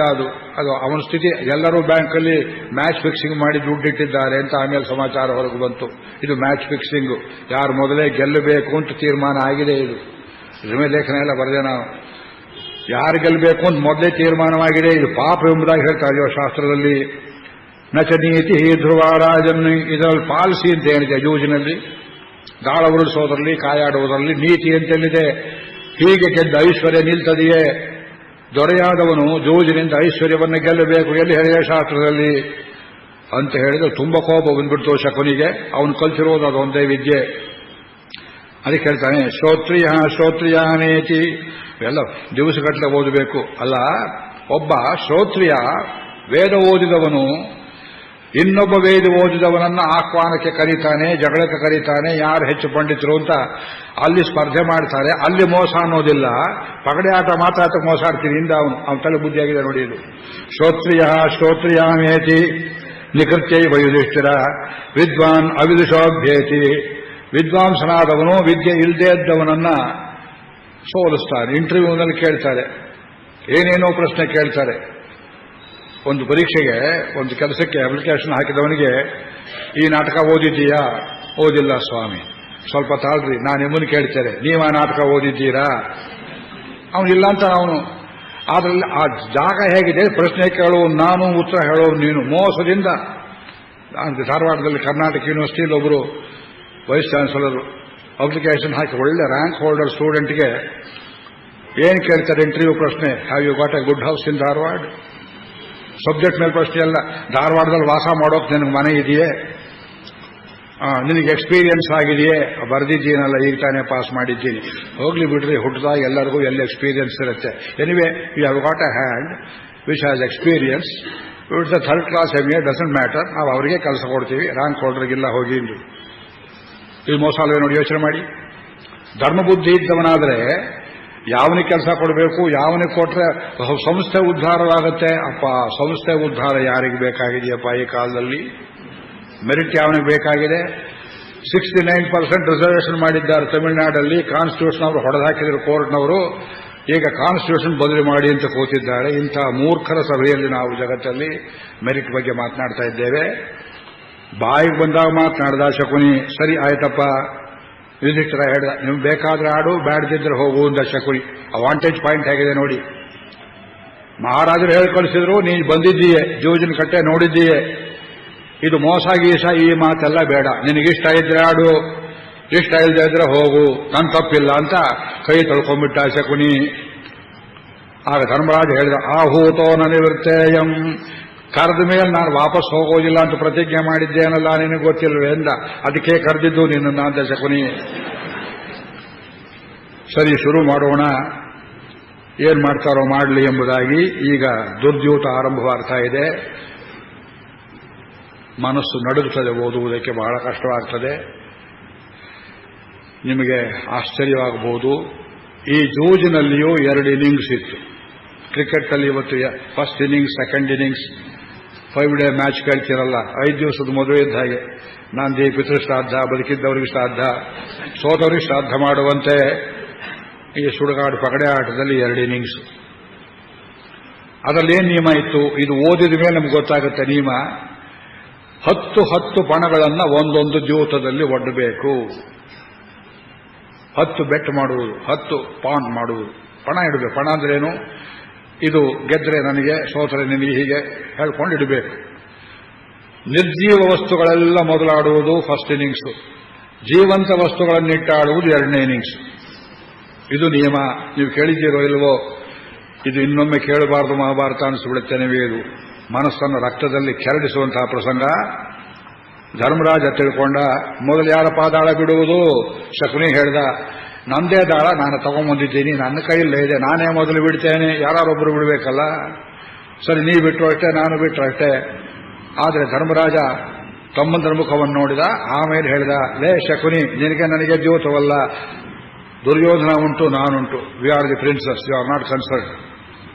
ಬೇಕಾದ್ರೆ ಶಕುನಿ ನೀ ಬಿಡಬೇಡ, ಅವನು ಬಿಡಲಿ ದಾಳವನ್ನ. ಆದರೆ ಶಕುನಿ ಹೇಳ್ದ, ಇಲ್ಲ, ನಮ್ಮ ಸೋದರ ಮಾವ ನನಗೆ ಪವರ್ ಆಫ್ ಅಟಾರ್ನಿ ಕೊಟ್ಟಿದ್ದಾನೆ. ಪವರ್ ಆಫ್ ಅಟಾರ್ನಿ, ನಾ ಗೆದ್ರೆ ಅವನು ಗೆದ್ದ ಹಾಗೆ, ಅವನ ಪರವಾಗಿ ನಾ ಬಿಡ್ತೇನೆ. ಈಗ ಏನು ಪಣವನ್ನು ಒಡ್ಡುತ್ತೀಯೇ ಅಂತ ಕೇಳಲಾಗಿ ಧೃತರಾಷ್ಟ್ರಂ ಪುರಸ್ಕೃತ್ಯ. ಅಷ್ಟೊತ್ತಿಗೆ ಭೀಷ್ಮ, ದ್ರೋಣ ಎಲ್ಲರೂ ಸಭೆಗೆ ಬಂದರು. ಏನು ವಾದ್ಯ ಮೇಳ ಗೀಳ ತಮಟೆ ಎಲ್ಲ ಹೊಡಿತಾ ಇದ್ದಾರೆ. ಧೃತರಾಷ್ಟ್ರನ್ ಕರ್ಕೊಂಡ್ಬಂದ್ರು.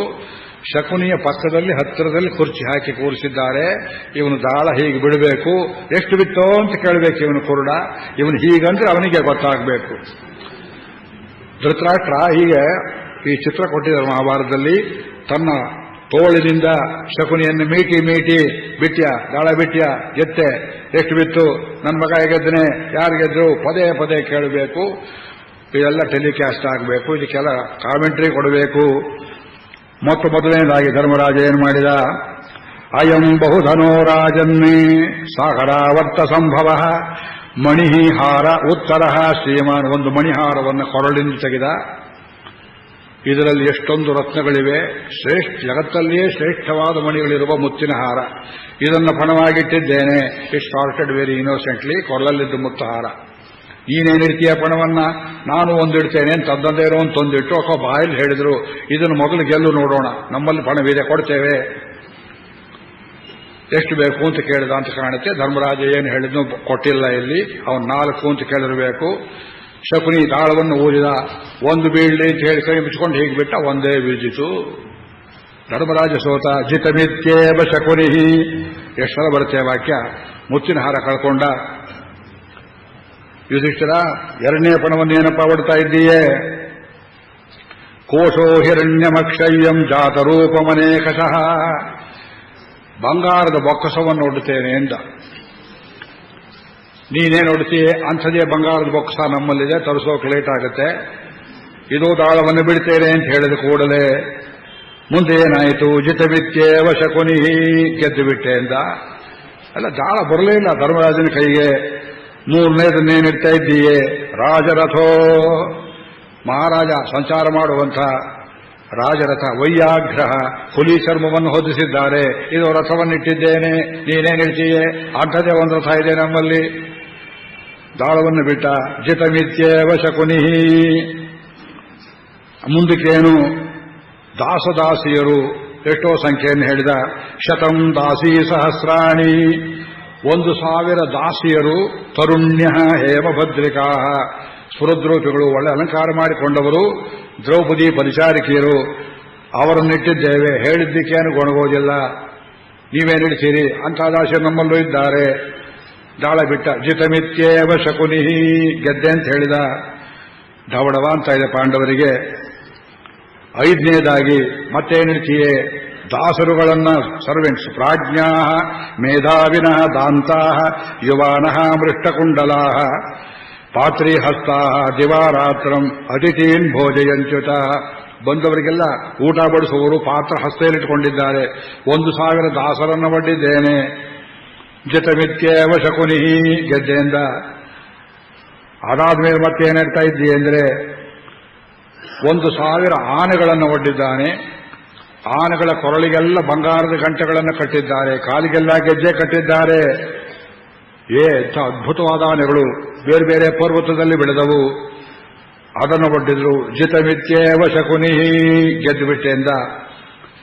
ಆಮೇಲೆ ರಥ. ಧರ್ಮರಾಜನ ಸೈನ್ಯದಲ್ಲಿ ಯುದ್ಧಕ್ಕೆ ಸಿದ್ಧವಾಗಿದ್ದ 1000 ರಥಗಳನ್ನು ಒಡ್ಡಿದ್ದಾರೆ. ಜಿತಮಿತ್ಯೇವ ಶಕುನಿ. ಇದು ಪಲ್ವಿ. ಅದನ್ನು ಗೆದ್ದೆಯಿಂದ. 8ನೇದು ಅಶ್ವಾನಿ. ಆ ಕರೋಟಿಯಲ್ಲಿದ್ದ ಕುದುರೆಗಳನ್ನೆಲ್ಲ ಒಡ್ಡಿದ್ದೇನೆ ಎಂದ.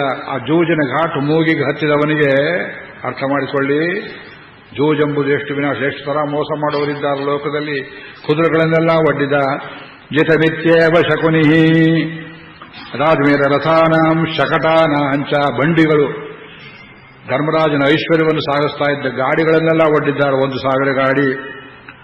ಅದು ಹೋಯಿತು. 10ನೇದಾಗಿ ತಾಮ್ರಲೋಹೈ ಪರಿವೃತಾ ನಿಧಯ ಚತುಶ್ಶತಾ. 400 ಕೊಪ್ಪರಿಗೆಗಳು, ತಾಮ್ರದ ಪಾತ್ರೆಗಳಲ್ಲಿ ಅಡಗಿಸಿಟ್ಟಿದ್ದಂತಹ ಗುಪ್ತ ನಿಧಿಗಳು, ರಿಸರ್ವ್ ಫಂಡ್, ಅದನ್ನಿಟ್ಟಿದ್ದಾನೆ. ಜಿತಮಿತ್ಯೇವ ಶಕುನಿ. ಅದನ್ನು ಗೆದ್ದ. ಫಸ್ಟ್ ಇನ್ನಿಂಗ್ಸ್ ಮುಗಿದು ಹೋಯಿತು. ಮಹಾರಾಜರೇ, ಇನ್ನೇನಿದೆ ನಿಮ್ಮಲ್ಲಿ ಮತ್ತೆ ಇಡುವುದಕ್ಕೆ ಅಂತ ಕೇಳಿದಾಗ ಅಷ್ಟರಲ್ಲಿ ಮಧ್ಯದಲ್ಲಿ ವಿದುರ ಬಂದ. ಸಾಕು, ನಿಲ್ಲಿಸಿ ಆಟವನ್ನ ಅಂದ. ಏನ್ ತಿಳ್ಕೊಂಡಿದ್ದೀಯ ನೀನು ಮಗನೇ ಶಕುನಿ? ಏನು ಇಲ್ಲ, ಕೂದ ಜಾಗದಲ್ಲಿ ದಾಳ ಬಿಟ್ಟ ಇವನು. ಅವನು ಸೋತ. ಅವನಿಗೂ ಬುದ್ಧಿ ಇಲ್ಲ, ಇವನಿಗೂ ಬುದ್ಧಿ ಇಲ್ಲ. ಆನೆಯಾಯಿತು, ಕುದುರೆಯಾಯಿತು, ಬೊಕ್ಕಸವಾಯಿತು.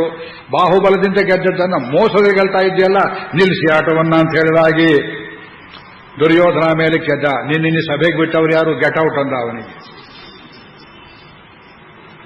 ಅದಕ್ಕೆ ವಿದುರ ಉತ್ತರ ಹೇಳ್ತಾನೆ. ಮಹಾರಾಜರೇ, ಕುರುಡದೊರೆಗೆ ಜಾನೀಮಹೇ ದೇವಿತಂ ಸೌಬಲಸ್ಯ. ಮಹಾರಾಜರೇ, ಇದು ಕೌರವ ಪಾಂಡವರ ರಾಜ್ಯ. ಶಕುನಿಗೆ ಬೇರೆ ರಾಜ್ಯ ಇದೆ, ಗಾಂಧಾರ ರಾಜ್ಯ. ಇವನು ಮೊದಲು ಗಡೀಪಾರು ಮಾಡಿ ಇಂದ ಅವನು. ಈ ದೇಶ ಇವತ್ತು ನೋಡಿ, ಈ ದೇಶದವರು ಅಲ್ಲದೆ ಇದ್ದವರು ಕಿತಾಪತಿ ಮಾಡ್ತಾ ಇದ್ದಾರೆ. ಮೊದಲು ಫಸ್ಟ್ ಗೆಟ್ ಔಟ್ ಮಾಡಿ, ನಮ್ಮ ರಾಜ್ಯ, ನಮ್ಮ ಪಾರ್ಟಿ ಜಗಳ ನಮಗಿಲ್ಲಿ ನಾವು ಸರ್ ಮಾಡಿಕೊಳ್ತೇವೆ. ಈ ದೇಶದವರು ಯಾರಲ್ಲ, ದೇಶದ್ರೋಹಿಗಳನ್ನು ಮೊದಲು ಬೇರೆ ಕಡೆ ಬೇರೆಯವರು ಹೊರಗೆ ಹಾಕಿ. ಈ ವಾಕ್ಯ ಮಹಾಭಾರತ. ಜಾನೀಮಹೇ ದೇವಿತಂ ಸೌಬಲಸ್ಯ ವೇದದ್ಯೂತೆ ನಿಕೃತಂ ಪರ್ವತೀಯ. ಇವು ಪರ್ವತ ರಾಜ್ಯದವನು. ಯತಃ ಪ್ರಾಪ್ತ ಶಕುನಿ. ಶಕುನಿ ಎಲ್ಲಿಂದ ಬಂದನು? ತತ್ರ ಯಾತು ಮಾಯುಯೂಧೋ ಭಾರತ ಪಾಂಡವೇಯಾನ್. ನಾಳೆ ಯುದ್ಧ ಬರುತ್ತೆ ಮಹಾರಾಜರೇ, ನಿಲ್ಲಿಸಿ, ಕೈ ಮುಗೀತೇನೆ. ಧೃತರಾಷ್ಟ್ರ ಏನು ಮಾತನಾಡಲಿಲ್ಲ, ಮಗನಿಗೆ ಸಮ್ಮತಿಯನ್ನು ಕೊಟ್ಟ. ದುರ್ಯೋಧನ ಮೇಲೆ ಕೆದ್ದ. ನೀವು ಎಷ್ಟು ಹೇಳಿದ್ರೂ ಸೂಳೆಕೆರೆ ಕೆಲಸವನ್ನು ಮಾಡತಕ್ಕಂಥ ಗೃಹಿಣಿಗೆ ಗಂಡ ಎಷ್ಟು ಬುದ್ಧಿ ಹೇಳಿದ್ರು ಹೇಗೆ ಕೇಳದೆ ಸೂಳುಗಾರಿಕೆಯನ್ನು ಮಾಡ್ತಾಳೆಯೋ, ನಮ್ಮ ಅನ್ನ ತಿಂತಿದ್ದೀಯೇ, ಪಾಂಡವರ ಪಿಂಡ ತಿಂತಿದ್ದೀಯೇ, ಹೋಗಾಚೆಗೆ ಅಂತ ವಿದುರನನ್ನು ಅತ್ಯಂತ ಕೆಟ್ಟ ಮಾತಿನಲ್ಲಿ ಬೈತಾನೆ Duryodhana. And the blind king is a party to it. ಮಗನ ಕೈಲಿ ಬಯಸ್ತಾನೆ ಪ್ರಧಾನಮಂತ್ರಿಗೆ. ಸಂಕಟವಾಗುತ್ತೆ ನೋಡಿ. ಅವನನ್ನು ಹೇಗೆ ಅಪ್ರಸ್ತುತ ಮಾಡಿದರು, how was made totally irrelevant, how the whole political scene change. ಬಹಳ ದುಃಖವಾಗುತ್ತೆ. ಆಮೇಲೆ ವಿದುರ ಹೇಳಿದ, ಅದನ್ನು ನಿನಗೆ ಹೇಳಬೇಕು. ನಶ್ರೇಯಸೇ ನೀಯತೆ ಮಂದಬುದ್ಧಿ. ಸಣ್ಣ ಹುಡುಗನಿಗೆ ಮಂದಬುದ್ಧಿಗೆ ಎಷ್ಟು ಬುದ್ಧಿ ಹೇಳಿದ್ರು ತಿಳಿಯೋದಿಲ್ಲ. ಸ್ತ್ರೀ ಶ್ರೋತ್ರಿಯಸ್ಯೇವ ಗೃಹೇ ಪ್ರದುಷ್ಟ.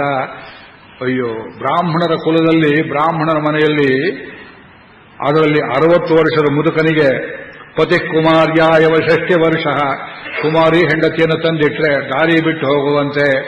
ನಿನ್ನ ಬುದ್ಧಿ ನೆಟ್ಟಿಗಿಲ್ಲ ದುರ್ಯೋಧನ. ನಾ ಹೇಳ್ತಿರೋದು ನಿನಗೆ ಒಳ್ಳೇದಕ್ಕೆ ಕಾಣು.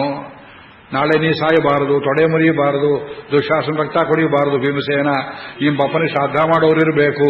ನಾ ಬುದ್ಧಿ ಹೇಳ್ತಾ ಇದ್ರೆ ನನ್ನನ್ನೇ ಹೋಗು ಅಂತ ಹೇಳ್ತೀಯ ಅಂತ ಹೇಳಿದ. ಅವ್ಯಾಧಿಜಂ ಕಟುಜಂ ತೀಕ್ಷ್ಣವೃಷ್ಣಂ ಯಶೋಮುಷಂ ಪರುಷಂ ದ್ಯೋಪೂತಿಗಂಧಿ ಸತಾಂ ಪೇಯಂ ಎನ್ನ ಪಿಬಂತಿ ಅಸಂತಃ ಮನ್ಯುಂ ಮಹಾರಾಜ ಪಿಬ ಪ್ರಶಾಮ್ಯ. ಕೋಪವೆಂಬುದನ್ನು ಕುಡಿದು ಬಿಡು, ಕೋಪ ನುಂಗಿಕೋ ಅಂದ.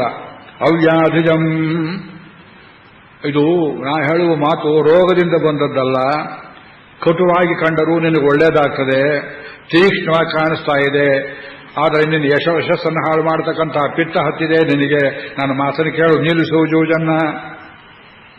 ಅವನು ಹೇಳ್ದ, ದೇವರು ಹಾಗೆ ಹಣೆಯಲ್ಲಿ ಬರೆದಿದ್ದಾನೋ ಹಾಗಾಗಲಿ, ಕೂತ್ಕೋ ವಿಜುರ, ಹುಡುಗರು ಆಡ್ತಾ ಇದ್ದಾರೆ ಚೆನ್ನಾಗಿ, ನೀನು ಕೂತ್ಕೊಂಡು ಎಂಜಾಯ್ ಮಾಡು ಅಂದ. ನೀವು ಬ್ಯಾಡದೆ ಇದ್ರೆ ಕುಡ್ತಾ, ನಾವು ಕುಡಿತೀವಿ, ನೀವು ಯಾಕ್ರಿ ವಿಚಾರ ಮಾಡ್ಕೋತೀರಿ? ಕೆಟ್ಟನವ್ರು ಕೇಳುವಂತೆ.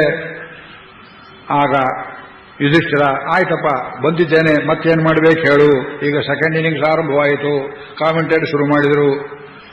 ಬೇರಿ ಶಂಖ ಎಲ್ಲ ಹೊಡಿತಾ ಇದೆ. ಎರಡನೇ ಇನ್ನಿಂಗ್ಸ್ ಶುರುವಾಯಿತು. ಬ್ರೀಫ್ ಇಂಟರ್ಲೂಡ್ ಆಯಿತು. ಎರಡನೇದಾಗಿ ಯುಧಿಷ್ಠಿರ ಹೇಳಿದ, ವಿತ್ತಂ, ನನ್ನ ಸಮಸ್ತ ಐಶ್ವರ್ಯವನ್ನು ಒಡ್ಡಿದ್ದೇನೆ. ಜಿತಮಿತ್ಯೇವ ಶಕುನಿ. ಎರಡೆರಡೇ ವಾಕ್ಯ, ಗೆದ್ದೆ. ಆಮೇಲೆ ಹೇಳಿದ ಯುಧಿಷ್ಠಿರ, ಅವನು ಪಾಪ ಇನ್ನೂ ಬರುತ್ತೆ, ಈ ಸಲವಾದರೂ ಗೆಲ್ತೇನೆ ಅಂತ ಹುಚ್ಚು. ಇಸ್ಪೀಟ್ ಆಡೋರು ಇರೋ ಹಾಗೆ, ಇದೊಂದು ಸಲ ಆಡಿಬಿಡ್ತೇನೆ ಆಮೇಲೆ ಗೆದ್ದು ಬಿಡ್ತೇನೆ ಅನ್ನೋ ಹಾಗೆ. ನನ್ನ ಸರ್ವಸ್ವ ಭೂಮಿಯನ್ನು ಇಟ್ಟಿದ್ದೇನೆ, ಇಡೀ ರಾಜ್ಯ ಚಕ್ರಾಧಿಪತ್ಯದ ಭೂಮಿಯನ್ನೆಲ್ಲ ಇಟ್ಟುಬಿಟ್ಟೆ. ಅವರ ಅಪನಾಸ್ತಿಯೇ. ಭೀಮಾರ್ಜುನರು ಗೆದ್ದಿದ್ದು, ನಕುಲ ಸಹದೇವರು ಗೆದ್ದಿದ್ದು, ಪಿತೃಪೈತಾಮಹಕ್ಕೆ ಬಂದದ್ದು ಭೂಮಿಯನ್ನಿಟ್ಟೆ. ಜಿತಮಿತ್ಯೇವ ಶಕುನಿ. 3 ಪಣವಾಯಿತು. 4ನೇದೇನು ಉಳಿಲಿಲ್ಲ. ಧರ್ಮರಾಜ ನೋಡಿದ, ದ್ರೌಪದಿಗೆ ನಾವು 5 ಪಾಂಡವರಲ್ಲಿ ಹುಟ್ಟಿದ 5 ಮಕ್ಕಳನ್ನು ಇಟ್ಟಿದ್ದೇನೆ. ಅಯ್ಯೋ ಅಂದ್ರು ಸಭಾಸದರು. ಅಯ್ಯೋ, ಆ ಮಕ್ಕಳನ್ನು ಇಟ್ಟಿದ್ದೀವಿ, ಏನು ದುರ್ಬುದ್ಧಿ ಬಂತು ಧರ್ಮರಾಜನಿಗೆ. ಅದು ಅವನ್ ತಪ್ಪಲ್ಲ, ಜೂಜು ಮಾಡೋ ಕೆಲಸ ಅದು. ದುರ್ಬುದ್ಧಿ ಬಂದ್ರೆ ಹಾಗೆ ಬರ್ತದೆ ನೋಡಿ. ರಾಜಪುತ್ರ ಇಮೇ ರಾಜನ್ನೇ ಶೋಭಂತೆ ಏರ್ವಿಭೂಷಿಕಾ ಕುಂಡಲಾನಿ ಚ ನಿಷ್ಕಾಶ್ಚ ಸರ್ವೇ ರಾಜವಿಭೂಷಣಂ. ಅವರಿಗೆ ಕಿವಿಯಲ್ಲಿರುವ ಒಡೆ ನೋಡು, ಮೈಯಲ್ಲಿ ಹಾಕೊಂಡಿರೋ ಬಟ್ಟೆ ನೋಡು, ಆಭರಣ. ಈ ಹುಡುಗರನ್ನು ಒಟ್ಟಿದ್ದೇನೆ, ನಿರಪರಾಧಿ ಹುಡುಗರು. ಜಿತಮಿತ್ಯೇವ ಶಕುನಿ ಅಂತ ಅವರೆಲ್ಲ ದಾಸರಾಗಿ ಹೋದರು. ಮುಂದೇನು ಮಾಡಬೇಕು? ಇದೋ ನಕುಲನನ್ನು ಒಡ್ಡಿದ್ದೇನೆ. ಜಿತಮಿತ್ಯೇವ ಶಕುನಿ. ಅಲ್ಲೇ ಕೂತಿದ್ದಾನೆ, ಕಣ್ಣಿಗೆ 3 ಗಣ್ಣಿಯಾಗಿ. ಪ್ರತಿಭಟನೆ ಮಾಡಲಿಲ್ಲ ನಕುಲ. ಆ ನಕುಲನನ್ನು ಕೊಂಡಾಡ್ತಾನೆ. ಶಾಮು ಯುವ ಲೋಹಿತಾಕ್ಷ ಸಿಂಹಸ್ಕಂಧ. ಅದು ಪಣವನ್ನು ಕೊಂಡಾಡಬೇಕಲ್ಲ. ಇದನ್ನು ಬೆಟ್ಟು ಮಾಡಿದ್ದೇನೆ, ಎಂಥ ಪಣ ಎಲ್ಲ ಹರಾಜು ಹಾಕುವಾಗ ಹೇಳೋ ಹಾಗೆ ನಕುಲನ್ನು ವರ್ಣನೆ ಮಾಡಿದ. ಸೋತ. ಆಮೇಲೆ ಇದೋ ಸಹದೇವನನ್ನು ಒಡ್ಡಿದ್ದೇನೆ. ಸಹದೇವ ಎಂಥವನು?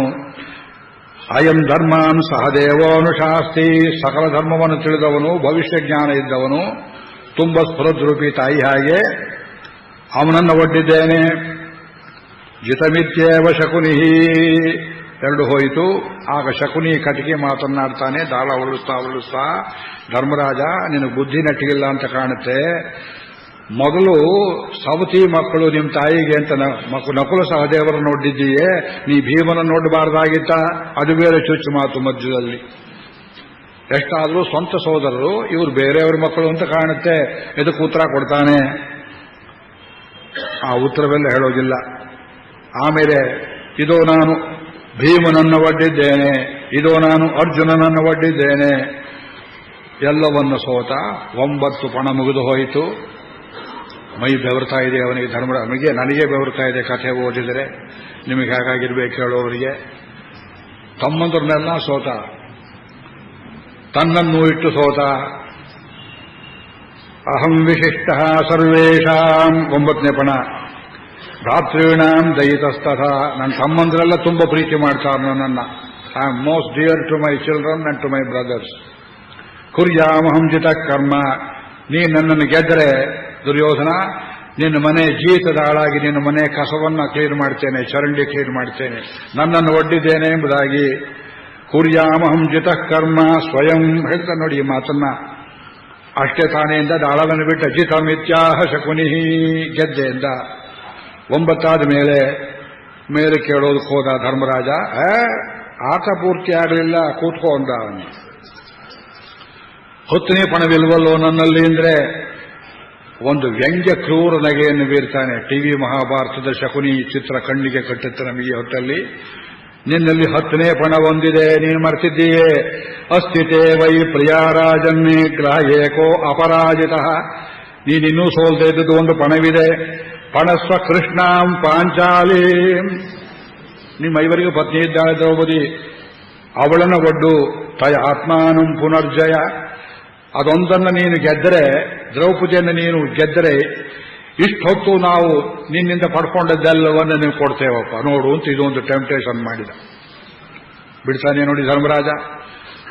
ದ್ರೌಪದಿ ಮೂಲಕವಾಗಿ ಸರೋಸ್ ವಾಪಸ್ ಬಂದಕ್ಕಾಗಬಾರದು ಅಂತ ತಲೆ ಕೆಟ್ಟು ಕಲಿಪುರುಷ ಪ್ರವೇಶವಾಗಿ ಯುಧಿಷ್ಠಿರ ಎದ್ದು ನಿಂತು ಸಭೆಯಲ್ಲಿ ಪರಪುರುಷರ ಎದುರಿಗೆ ನಾಚಿಕೆ ಇಲ್ಲದೆ ತನ್ನ ಹೆಂಡತಿಯನ್ನು ವರ್ಣನೆ ಮಾಡ್ತಾನೆ. ತಲೆ ಚಚ್ಕೋಬೇಕು, ಎದೆ ಹೊಡ್ಕೊಳ್ಬೇಕು. ನಮ್ಮ ಹೆಂಡತಿ ಹೇಗಿದ್ದಾಳೆ, ಇದು ಕುದುರೆ ಹರಾಜು ಮಾಡೋ ಹಾಗೆ. ನೈವ ಹೃಸ್ವ ನ ಮಾತಿ. ತುಂಬ ಕುಳ್ಳು ಇಲ್ಲ, ತುಂಬ ದಪ್ಪನೂ ಇಲ್ಲ. ನ ಕೃಷ್ಣ ನಾತಿ ರೋಹಿಣಿ. ತುಂಬ ಕಪ್ಪಾಗಿಯೂ ಇಲ್ಲ, ತುಂಬ ಕೆಂಪಾಗಿಯೂ ಇಲ್ಲ. ನೀಲ ಕುಂಚಿತ ಕೇಶೀಚ. ಅವಳ ತಲೆಗೂದಲು ಹೇಗಿದೆ ನೋಡಿ. ನೀಚರ ಎದುರಿಗೆ ವರ್ಣನೆ ಮಾಡ್ತಾನೆ. ತಯ ದಿವ್ಯಾಮ್ಯಹಂ ತ್ವಯ. ಅದು ಮುಂದೆ 10 ಶ್ಲೋಕ ಇದೆ, ಓದೋದು ತುಂಬ ಅಸಹ್ಯವಾಗುತ್ತೆ. ಸ್ನೇಹಿತರ ಹೊರತು ಬೇರೆಯವರಿಗೆ ಪತ್ನಿಯರನ್ನು ತೋರಿಸಬಾರದು ಅಂತಾರೆ. ಮಹಾಭಾರತದಲ್ಲಿಯೇ ನೀತಿ ಇದೆ. ತುಂಬ ಆಪ್ತರು ಬಂದರ ಮನೆಗೆ ಮಾತ್ರ ಇವರು ನನ್ನ ಪತ್ನಿ ಅಂತ ಪರಿಚಯ ಮಾಡಬೇಕು. ಪಶ್ಚಿಮದವರ ಪದ್ಧತಿ ಅದಲ್ಲ. ದಿಸ್ ಇಸ್ ಮೈ ವೈಫ್ ಮೊದಲು ಪರಿಚಯ ಮಾಡ್ತಾರೆ. ಅವಳೇ ಕಾಫಿ ಟೀ ತಗೊಂಡ್ಬರ್ಬೇಕು, 4 ದಿವಸ ಮನೆಯಲ್ಲಿ ಅಂತ ಅವಳನ್ನೇ ಹೊಡ್ಕೊಂಡು ಹೋಗ್ತಾರವರು. ಎಲ್ಲ ಪತ್ನಿಯನ್ನು ರಕ್ಷಣೆ ಮಾಡಿದರೆ ಪುತ್ರರು ಚೆನ್ನಾಗಿದ್ದರೆ ಪರಲೋಕ. ಆ ಜೂಜಿನ ಕಟ್ಟೆಯಲ್ಲಿ ಪ್ರಜ್ಞೆ, ಧರ್ಮರಾಜನಂತ ಅವನಿಗೆ ಪ್ರಜ್ಞೆ ಹೋಗಿಬಿಡಿತು. ಅವಳನ್ನು ಇಟ್ಟಿದ್ದಾನೆ. ಅದು ಇಟ್ಟು ದ್ರೌಪದಿಯನ್ನು ಒಡ್ಡಿದ್ದಾರೆ ಅಂತ ಹೇಳಿದ ಕೂಡಲೇ ಧೃತರಾಷ್ಟ್ರ ಹತ್ರ ಬಂದ. ಶಕುನಿಗೆ ಹೀಗಂದ, ಕಿಂ ಜಿತಂ ಜಿತಮಿತ್ಯಾಹ. ಗೆದ್ದನೆ ನನ್ಮಗ, ದ್ರೌಪದಿಯನ್ನು ಗೆದ್ದನೆ. ಅಪ್ಪ ಹೊಟ್ಟೆ ಉರಿದು ಹೋಗ್ತದೆ. ದುರ್ಯೋಧನ ಕೇಳಲಿಲ್ಲ ಮಾತನ್ನ. ಧೃತರಾಷ್ಟ್ರ ಕೇಳ್ತಾನೆ, ದ್ರೌಪದಿ ಸಿಕ್ಕಳೆ, ನನ್ನ ಮಗನಿಗೆ ಸಿಕ್ಕಳೆ, ಗೆದ್ದನೆ. ಜೂಜಲ್ಲಿ ಏನಾಯಿತು? ಕೈ ಬಿಸ್ಕೊಳ್ತಾ ಕೂತಿದ್ದಾನೆ. ಧೃತರಾಷ್ಟ್ರತ್ತು ತಂ ಹೃಷ್ಟ ಪರ್ಯಪೃಚ್ಛತ ಪುನಃ ಮತ್ತೆ ಕೇಳಿದ. ಕಿಂಜಿತಮಿತಿ ಯಾಕಾರಂ ನಾಭ್ಯರಕ್ಷತ. ಮನಸ್ಸಿನ ಕಪಟವನ್ನು ಮುಚ್ಚಿಟ್ಟುಕೊಳ್ಳದೆ ಕೇಳಿಬಿಟ್ಟ. ನನ್ನ ಮಗ ಗೆದ್ದನೆ. ಗೆದ್ದ ಅಂತ ಹೇಳಿದ ಕೂಡಲೇ ಕರ್ಣ ತೊಡೆಯನ್ನು ತಟ್ಟಿದ, ಕುಣಿದಾಡಿದ. ಒಂದು ಕ್ರಿಕೆಟ್ ಆಟದಲ್ಲಿ ಗೆದ್ದವರು ಮಾಡೋ ರೀತಿಯಲ್ಲಿ ದುಶ್ಯಾಸನ ಕರ್ಣ ಉತ್ತರೆಗಳನ್ನು ಬೀಸಿದರು. ಪಾಂಡವರ ಸರ್ವಸ್ವನಾಶವಾಯಿತು. ದ್ರೌಪದಿಯನ್ನು ಒಡ್ಡಿದ್ದಾನೆ. ದೊಡ್ಡ ಕಾಂಪ್ಲಿಕೇಶನ್, ಕ್ರೈಸಿಸ್ ಮಾಡಿಬಿಟ್ಟು ಎಂಬುದಾಗಿ ದುರ್ಯೋಧನ ವಿದುರನನ್ನು ಕರೆದ. ಲೇ ತೊತ್ತಿನ ಮಗನೇ ಬಾಯಲ್ಲಿ ಎಂದ ಅವನನ್ನು. ದಾಸಿಪುತ್ರ ಪ್ರೈಮ್ ಮಿನಿಸ್ಟರ್ ಕೊಡ್ತಾ ಇದ್ದಾನೆ ಅವನ ಜಾತಿಯನ್ನು ಹೇಳಿ. ದಾಸಿಪುತ್ರ ಬಾಯಲ್ಲಿ ಹೋಗು. ಅರಮನೆಯಲ್ಲಿ ಕೂತಿದ್ದಾಳೆ ದ್ರೌಪದಿ. ಅವಳಿಗೆ ಹೇಳು, ನಿನ್ನ ಗಂಡಂದ್ರು ತಮ್ಮನ್ನೆಲ್ಲ ಸೋತ್ಕೊಂಡು ನಿನ್ನನ್ನು ಇಟ್ಟು ಸೋತಿದ್ದಾಯಿತು. ಸಭೆಗೆ ನೀ ಬರಬೇಕು. ಇನ್ಮೇಲೆ ನಮ್ಮ ದಾಸಿ, ನಾವು ಹೇಳಿದಾಗ ಕೇಳಬೇಕು. ಹೇಳಿದಾಗ ಕೇಳೋದು ಅಂದ್ರೆ ದಾಸಿಯನ್ನು ಏನೇನು ಮಾಡ್ಬೋದೋ ಎಲ್ಲವನ್ನೂ ಮಾಡ್ತೇವೆ, ಸಿದ್ಧವಾಗಿ ಬರಬೇಕು ಅಂತ ಹೇಳು. ಅವನು ಹೇಳ್ದ ಧೃತರಾಷ್ಟ್ರನಿಗೆ ವಿದುರ, ಮಹಾರಾಜರೇ, ನಾನಾಗಲೇ ಹೇಳಿದೆ ನಿಮಗೆ, ಇದು ಮನೆ ಹಾಳು ಜೋಜು. ಪಾಂಡವರು ದಾಸರಾಗುವುದಕ್ಕೆ ಅರ್ಹರಲ್ಲ. ಇದು ಒಡ್ಡಬಾರದ ಪಣಗಳು. ಇದು ಒಡ್ಡಬಾರದ ಪಣ. ಪತ್ನಿಯನ್ಯಾರೂ ಜೂಜಿನಲ್ಲಿ ಒಡ್ಡುವುದಿಲ್ಲ. ಇದು ರದ್ದಾಗಬೇಕು. It is not valid. Point of order ತೆಗೆದ ಅವನು ಪಾರ್ಲಿಮೆಂಟ್ ಅಲ್ಲಿ ಹೇಳುವ ಹಾಗೆ. ಇದು ಆಗತಕ್ಕದ್ದಲ್ಲ. ನೈವ ದಾಸೀತ್ವಮರ್ಹತಿ ಪಾಂಚಾಲಿ ನೈವ ದಾಸೀತ್ವಮರ್ಹತಿ. ಆಗ ದುರ್ಯೋಧನ ಮೇಲೆ ಕೆದ್ದ. ಹೇಳಿದಷ್ಟು ಮಾಡು ಅಂದ್ರೆ ಮಾಡ್ತಾ ಇಲ್ಲ ಇವನು ಎಂಬುದಾಗಿ ತನ್ನ ರಥದ ಸಾರಥಿಯನ್ನು ಸೂತನನ್ನ ಕರೆದ. ಪ್ರಾತಿಕಾಮಿ ಅಂತ ಅವನ ಹೆಸರು. ಆ ಪ್ರಾತಿಕಾಮಿಯನ್ನು ಕರೆದ. ನೀ ಹೋಗೋ, ಇವನು ಹೆದರ್ತಾ ಇದ್ದಾನೆ ಪಾಂಡವರಿಗೆ, ಗಡಗಡ ನಡುಗ್ತಾ ಇದ್ದಾನೆ ವಿದುರ. ಅಕಸ್ಮಾತ್ ದ್ರೌಪದಿ ಹಿಡ್ಕೊಂಬಂದ್ರೆ ತನಗೇನು ಮಾಡ್ತಾರೆಯೋ, ತನ್ನ ಕೆಲಸ ಇಲ್ಲಿ ಹೋಗುತ್ತೋ ಅಂತ ಅವನಿಗೆ ಭಯ. ನೀ ಹೋಗುವ ಕರ್ಕೊಂಬಾರೋ. ಪ್ರಾತಿಕಾಮಿನ್ನಿ ದ್ರೌಪದೀಯಮಾನಯಸ್ವ ನತೇ ಭಯಂ ವಿದ್ಯತೆ ಪಾಂಡವೇಭ್ಯ ಕ್ಷತ್ರಾಖ್ಯಯಂ ವಿವದತಿ ಏಷ ಭೀತಃ ನ ಚಾಸ್ಮಾಕಂ ವೃದ್ಧಿಕಾಮಃ ಸದೈವ. ನಮಗೊಳ್ಳೇದಾಗಲಿ ಅಂತ ಅವನಿಗೆ ಚಿಂತನೆ ಇಲ್ಲ. ಅವನು ಮಾಡೋದಿಲ್ಲ. ಡಿಸೊಬೀಡಿಯಂಟ್ ಫೆಲೋ. ಪ್ರೈಮ್ ಮಿನಿಸ್ಟರ್ ಇರಬಹುದು, ನಮ್ಮನ್ನ ತಿಂದಿದ್ದಾನೆ, ನೀ ಹೋಗೋ. ಪ್ರಾತಿಕಾಮಿ ಹೋದ. ಅಲ್ಲಿ ದ್ರೌಪದಿ ಒಂದು ಕಡೆಯಲ್ಲೂ ಕೂತಿದ್ದಾಳೆ. ಅಪ್ಪ, ಅವತ್ತು ಅವಳು ರಜಸ್ವಲೆ. ಈ ಮಾತನ್ನು ಹೇಳೋದಕ್ಕೆ ಸಂಕಟ ಪಡ್ತೇವೆ ಸಭೆಯಲ್ಲಿ.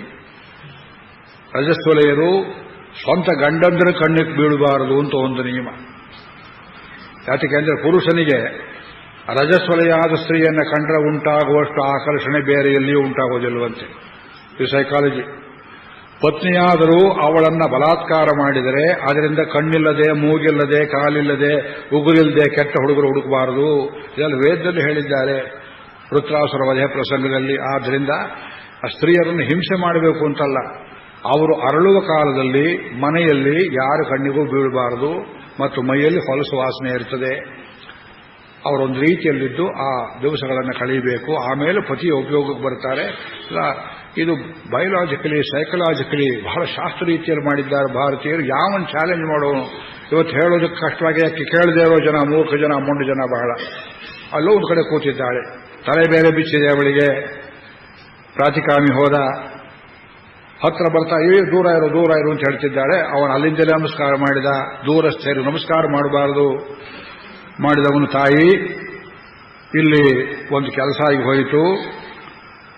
ನಿಮ್ಮ ಯಜಮಾನರು ಸಭೆಯಲ್ಲಿ ಎಲ್ಲವನ್ನೂ ಸೋತರು, ನಿಮ್ಮನ್ನೂ ಸೋತಿದ್ದಾರೆ. ನಿಮ್ಮನ್ನು ಕರ್ಕೊಂಬ ಅಂತ ಹೇಳಿದ್ದಾರೆ ಸಭೆಗೆ, ನೀವು ಬರಬೇಕಂತೆ. ದ್ರೌಪದಿ ಕೇಳ್ತಾಳೆ. ಮುಂದೆ ಶ್ಲೋಕ ಕೆಲವು ಓದೋದಿಲ್ಲ, ಇಲ್ಲಿ ಘಟ್ಟ ಬೇಗ ಬಂದ್ಬಿಡ್ತು. ದ್ರೌಪದಿ ಕೇಳಿದಳು, ಏನಂದೆಯೋ ನಿಜವಾಗಿ ಹೇಳಿ ಇನ್ನೊಂದ್ಸಲ. ಏನಾಯ್ತಲ್ಲಿ?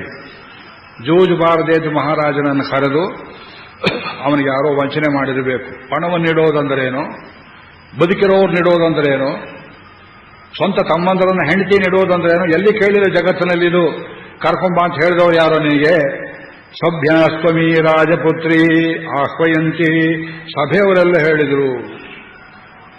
ದ್ರೌಪದಿ ಹೇಳಿದ್ದು, ಸಭೆಯವರಿಗೂ ನನಗೂ ಸಂಬಂಧ ಇಲ್ಲ. ನನ್ನ ಗಂಡ ಹೇಳಿದ್ರೆ ಬರ್ತೇನೆ ನಾನು. ಅಲ್ಲಿ ನಡೆದದ್ದೇನು? ಧರ್ಮಪುತ್ರ ಸೋತ ಅಂತ ಹೇಳಿದೆಯಲ್ಲೋ, ನೀ ಇದ್ದೇನೋ ಅಲ್ಲಿ?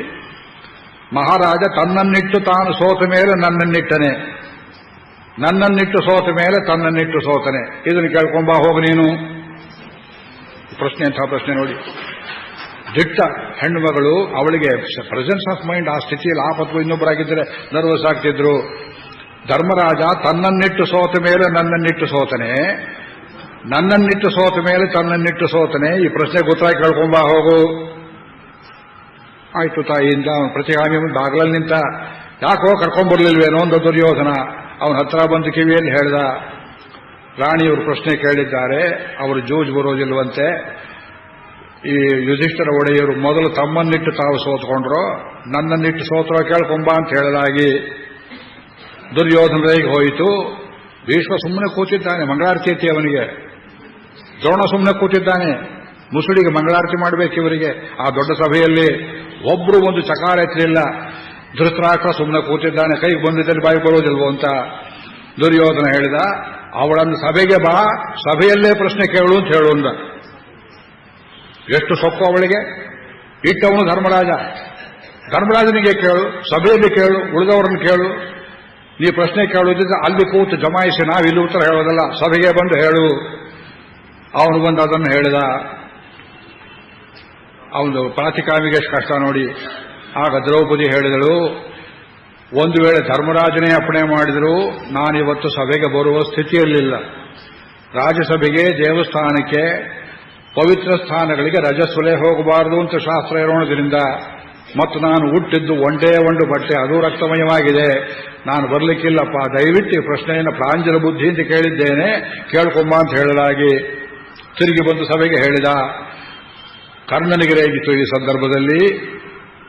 ಕರ್ಣ ಹೇಳ್ತಾನೆ, ದುಶ್ಯಾಸನ ನೀ ಬಾರೋ ಇಲ್ಲಿ ಅಂತ. ದುರ್ಯೋಧನ ಪರವಾಗಿ ಅವನ ಅಧಿಕಾರ ಚಲಾವಣೆ ಮಾಡ್ತಿದ್ದಾನೆ. ಮೂಢ ಧೃತರಾಷ್ಟ್ರ, ನೀನ್ಯಾರೋ ನಮ್ಮಲ್ಲಿ ಅಣ್ಣ ತಮ್ಮದ ಜಗಳದಲ್ಲಿ ತಲೆ ಹಾಕೋದಕ್ಕೆ ಅಂತ ಇವನು ಮಾತನಾಡಲಿಲ್ಲ. Karna is exercising a power which is not in his hands and nobody to prevent it. ಅವಳಿಗೆ ಕೋಪ ಆಯ್ತಲ್ಲ, ಸೂತಪುತ್ರ ಬಿಲ್ಲೆತ್ತಿದ್ರೆ ನಾ ಮದುವೆ ಆಗೋದಿಲ್ಲ ಅಂತ ಹೇಳಿದ್ದಲ್ಲ ದ್ರೌಪದಿ ವಿವಾಹ ಸಂದರ್ಭದಲ್ಲಿ. ಆ ಕೋಪಕ್ಕೆ ದುಶ್ಯಾಸನ ನೀ ಬಾರೋ, ಪ್ರಾತಿಕಾಮಿ ಹೆದರ್ತಾನೆ ಅಂತ ಕಾಣುತ್ತೆ. ಅವಳು ಪ್ರಶ್ನೆ ಕೇಳೋದು, ನೀವು ಉತ್ತರ ಹೇಳೋದು ಬೇಡ, ಮುಂದಲೇ ಹಿಡಿದು ಅವಳನ್ನು ದರ ಅಂತ ಹೇಳ್ಕೊಂಬಾರೋ ಸಭೆಗೆ ಅಂತ ಹೇಳಿದಾಗಿ ಅವನಲ್ಲಿ ಹೋದ. ಅವನಿಗೂ ಅದನ್ನೇ ಹೇಳಿದ್ಲು, ಪ್ರಶ್ನೆಯನ್ನೇ ಕೇಳಿದ್ಲು. ಅವನು ಒರಟು ಮಾತನ್ನಾಡಿದ.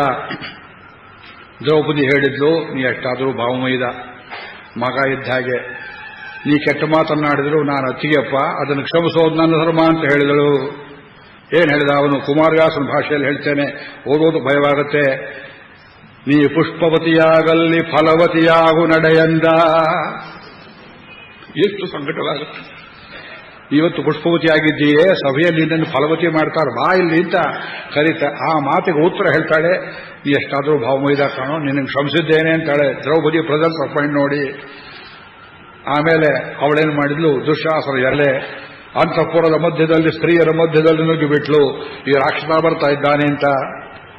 ಇವನೇನು ಮಾಡಿದ, ಅಂತಃಪುರದ ಸ್ತ್ರೀಯರನ್ನೆಲ್ಲ ತಳ್ಳಿದ. ಕೆಲವರನ್ನ ಒಡ್ಡ ಅಂತ ಕಾಣುತ್ತೆ, ಹೊಡೆದ ಅಂತ ಕಾಣುತ್ತೆ ಕಪಾಳಕ್ಕೆ. ದ್ರೌಪದಿಯ ತಲೆಯನ್ನು ಹಿಡಿದ.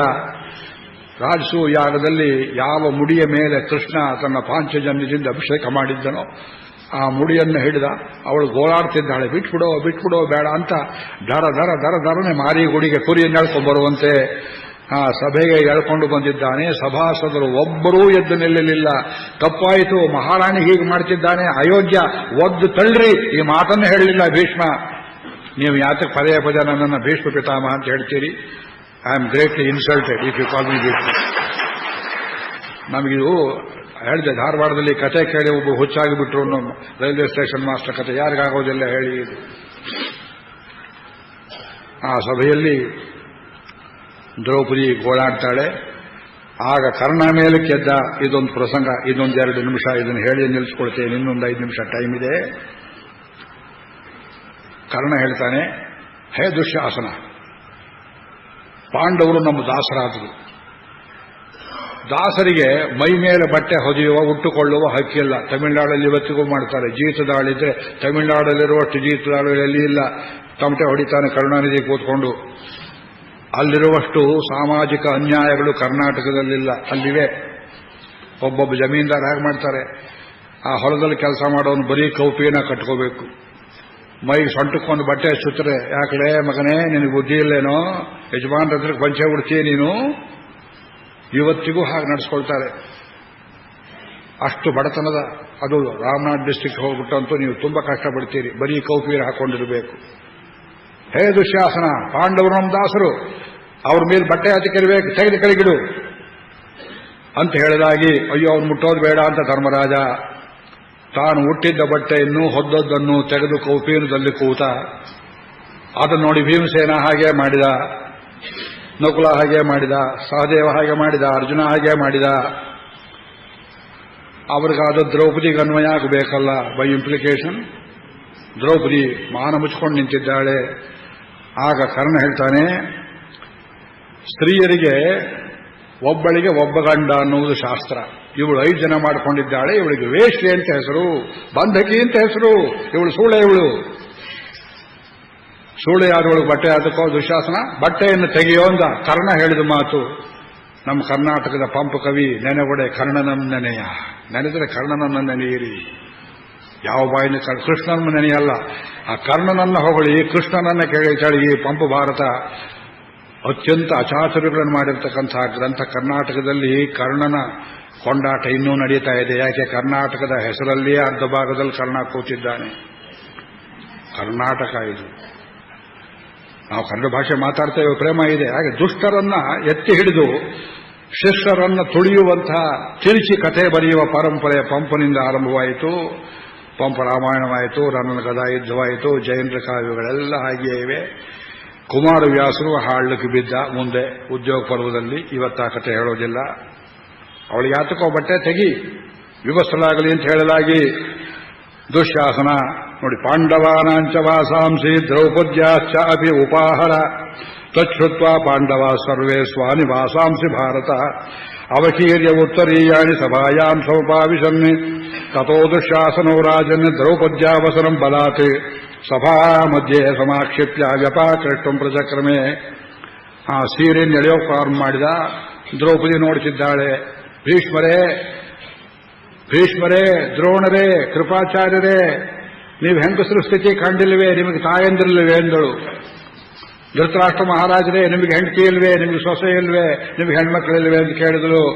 ಭೀಷ್ಮನಿಗೆಲ್ಲಿ ಹೆಂಡತಿ, ಭೀಷ್ಮನಿಗೆಲ್ಲಿ ಸೊಸೆ, ದ್ರೋಣನಿಗೆ ಸೊಸೆಯಲ್ಲಿ, ಮಗನಿಗೆ ಮದುವೆ ಆಗಿಲ್ಲ, ಬ್ರಹ್ಮಚಾರಿಯವನು ಸುಮ್ಮನೆ ಕೂತಿದ್ದ, ಶತ್ರುವಿನ ಮಗಳು ಅಂತ.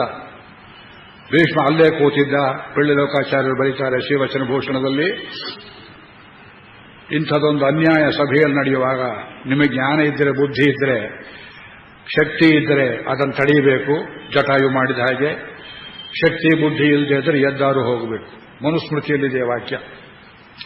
ಎದ್ದೂ ಹೋಗಲಿಲ್ಲ ಭೀಷ್ಮಾದಿಗಳು, ಅಲ್ಲೇ ಕೂತಿದ್ದಾರೆ. ಬುದ್ಧಿ ಹೇಳಿದ ನಾಟಕ ಮಾಡ್ತಿದ್ದಾರೆ. ತಪ್ಪು ತಪ್ಪು ತಪ್ಪು ಅಂತ ಹೇಳ್ತಾ ಇದ್ದಾರೆ. ಹೇಳಿದ ನಾಟಕ ನಾವು ಹೇಳಲಿಲ್ಲ ಅಂತ ಮಾತು ಬರಬಾರ್ದು ನಾಳೆ ಅಂತ ಯಾರೂ ಎದ್ದು ಹೋಗಲಿಲ್ಲ. ದ್ರೌಪದಿ ನೋಡಿದಳು. ಎಷ್ಟು ಶ್ರಮಪಟ್ಟರೂ ಅವನು ಬಲವೆಲ್ಲಿ, ಇವಳ ಬಲವೆಲ್ಲಿ. ಆಗ ಕೊನೆಯಲ್ಲಿ ಯೋಚನೆ ಮಾಡ್ತಾಳೆ, ಎಷ್ಟು ದೂರ ಪ್ರಯತ್ನ ಮಾಡ್ತಾಳೆ. ನಾನು ತುಂಬ ಕಡಿಬಿಡಿಯಲ್ಲಿದ್ದೇನೆ ಇವತ್ತು, ದ್ರೌಪದಿಗಿಂತ ನಮ್ಮ ಕಡಿಬಿಡಿ ಹೆಚ್ಚು. ಜ್ಞಾತಮ್ಮಯ ವಸಿಷ್ಠೇನ ಪುರಾಗೀತಂ ಮಹಾತ್ಮನ.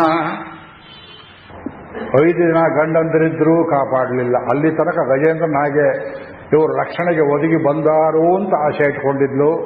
ಆ ನಿರಾಶೆ ಮಾಡಿದ ಪಾಂಡವರು ಒಳ್ಳೇದಾಯ್ತೆ ನೋಡಿ. ಆಮೇಲೆ ತನ್ನ ಹಕ್ಕನ್ನು ಕೇಳಿದಳು. ಹೆಂಡತಿ ಮಾನ ರಕ್ಷಣೆ ಮಾಡುವುದೇ ಗಂಡನ ಕೆಲಸ. ಅದಕ್ಕಿಲ್ಲದ ಗಂಡ ಆವಿದ್ರೇನು, ಸತ್ರೇನು, ಮತ್ತೊಂದಿದ್ರೇನು, ಪತಿಗಳ ಇವರಿದ್ದರೇನು, ಸತಿಯ ಭಂಗಕ್ಕೆ ಒದಗಲಿಲ್ಲ.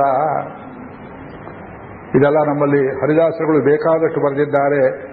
ಕರಿಮಕರಿಗೆ ಸಿಕ್ಕಿ ಮೊರ ಇಡುತ್ತಿರುವಾಗ ಆದಿಮೂಲ ಎಂಬ ನಾಮವೇ ಕಾಯಿತೋ, ಪ್ರಹ್ಲಾದನೆಪಿದ ಬಾಧಿಸುತ್ತಿರುವಾಗ ನರಹರಿ ಎಂಬ ನಾಮವೇ ಕಾಯಿತೋ, ಬಾಳೆಯ ಸಭೆಯಲ್ಲಿ ಸೀರೆಯ ಸೆಳೆವಾಗ ಕೃಷ್ಣ ಕೃಷ್ಣ ಎಂಬ ನಾಮವೇ ಕಾಯಿತೋ, ಯಮನ ದೂತರು ಬಂದು ಅಜಮಿಳನ ಸೆಳೆವಾಗ ನಾರಾಯಣನೆಂಬ ನಾಮವೇ ಕಾಯಿತೋ, ಹಸುಳೆ ಆಧ್ರುವರಾಯ ಅಡವಿಗೆ ಪೋಪಾಗ ವಾಸುದೇವನೆಂಬ ನಾಮವೇ ಕಾಯಿತೋ, ನಿನ್ನ ನಾಮಕ್ಕೆ ಸರಿ ಕಾಣಿನೋ ಜಗದೊಳು ಗನ್ನ ಮಹಿಮ ಸಿರಿ ಪುರಂದರ ವಿಠಲ.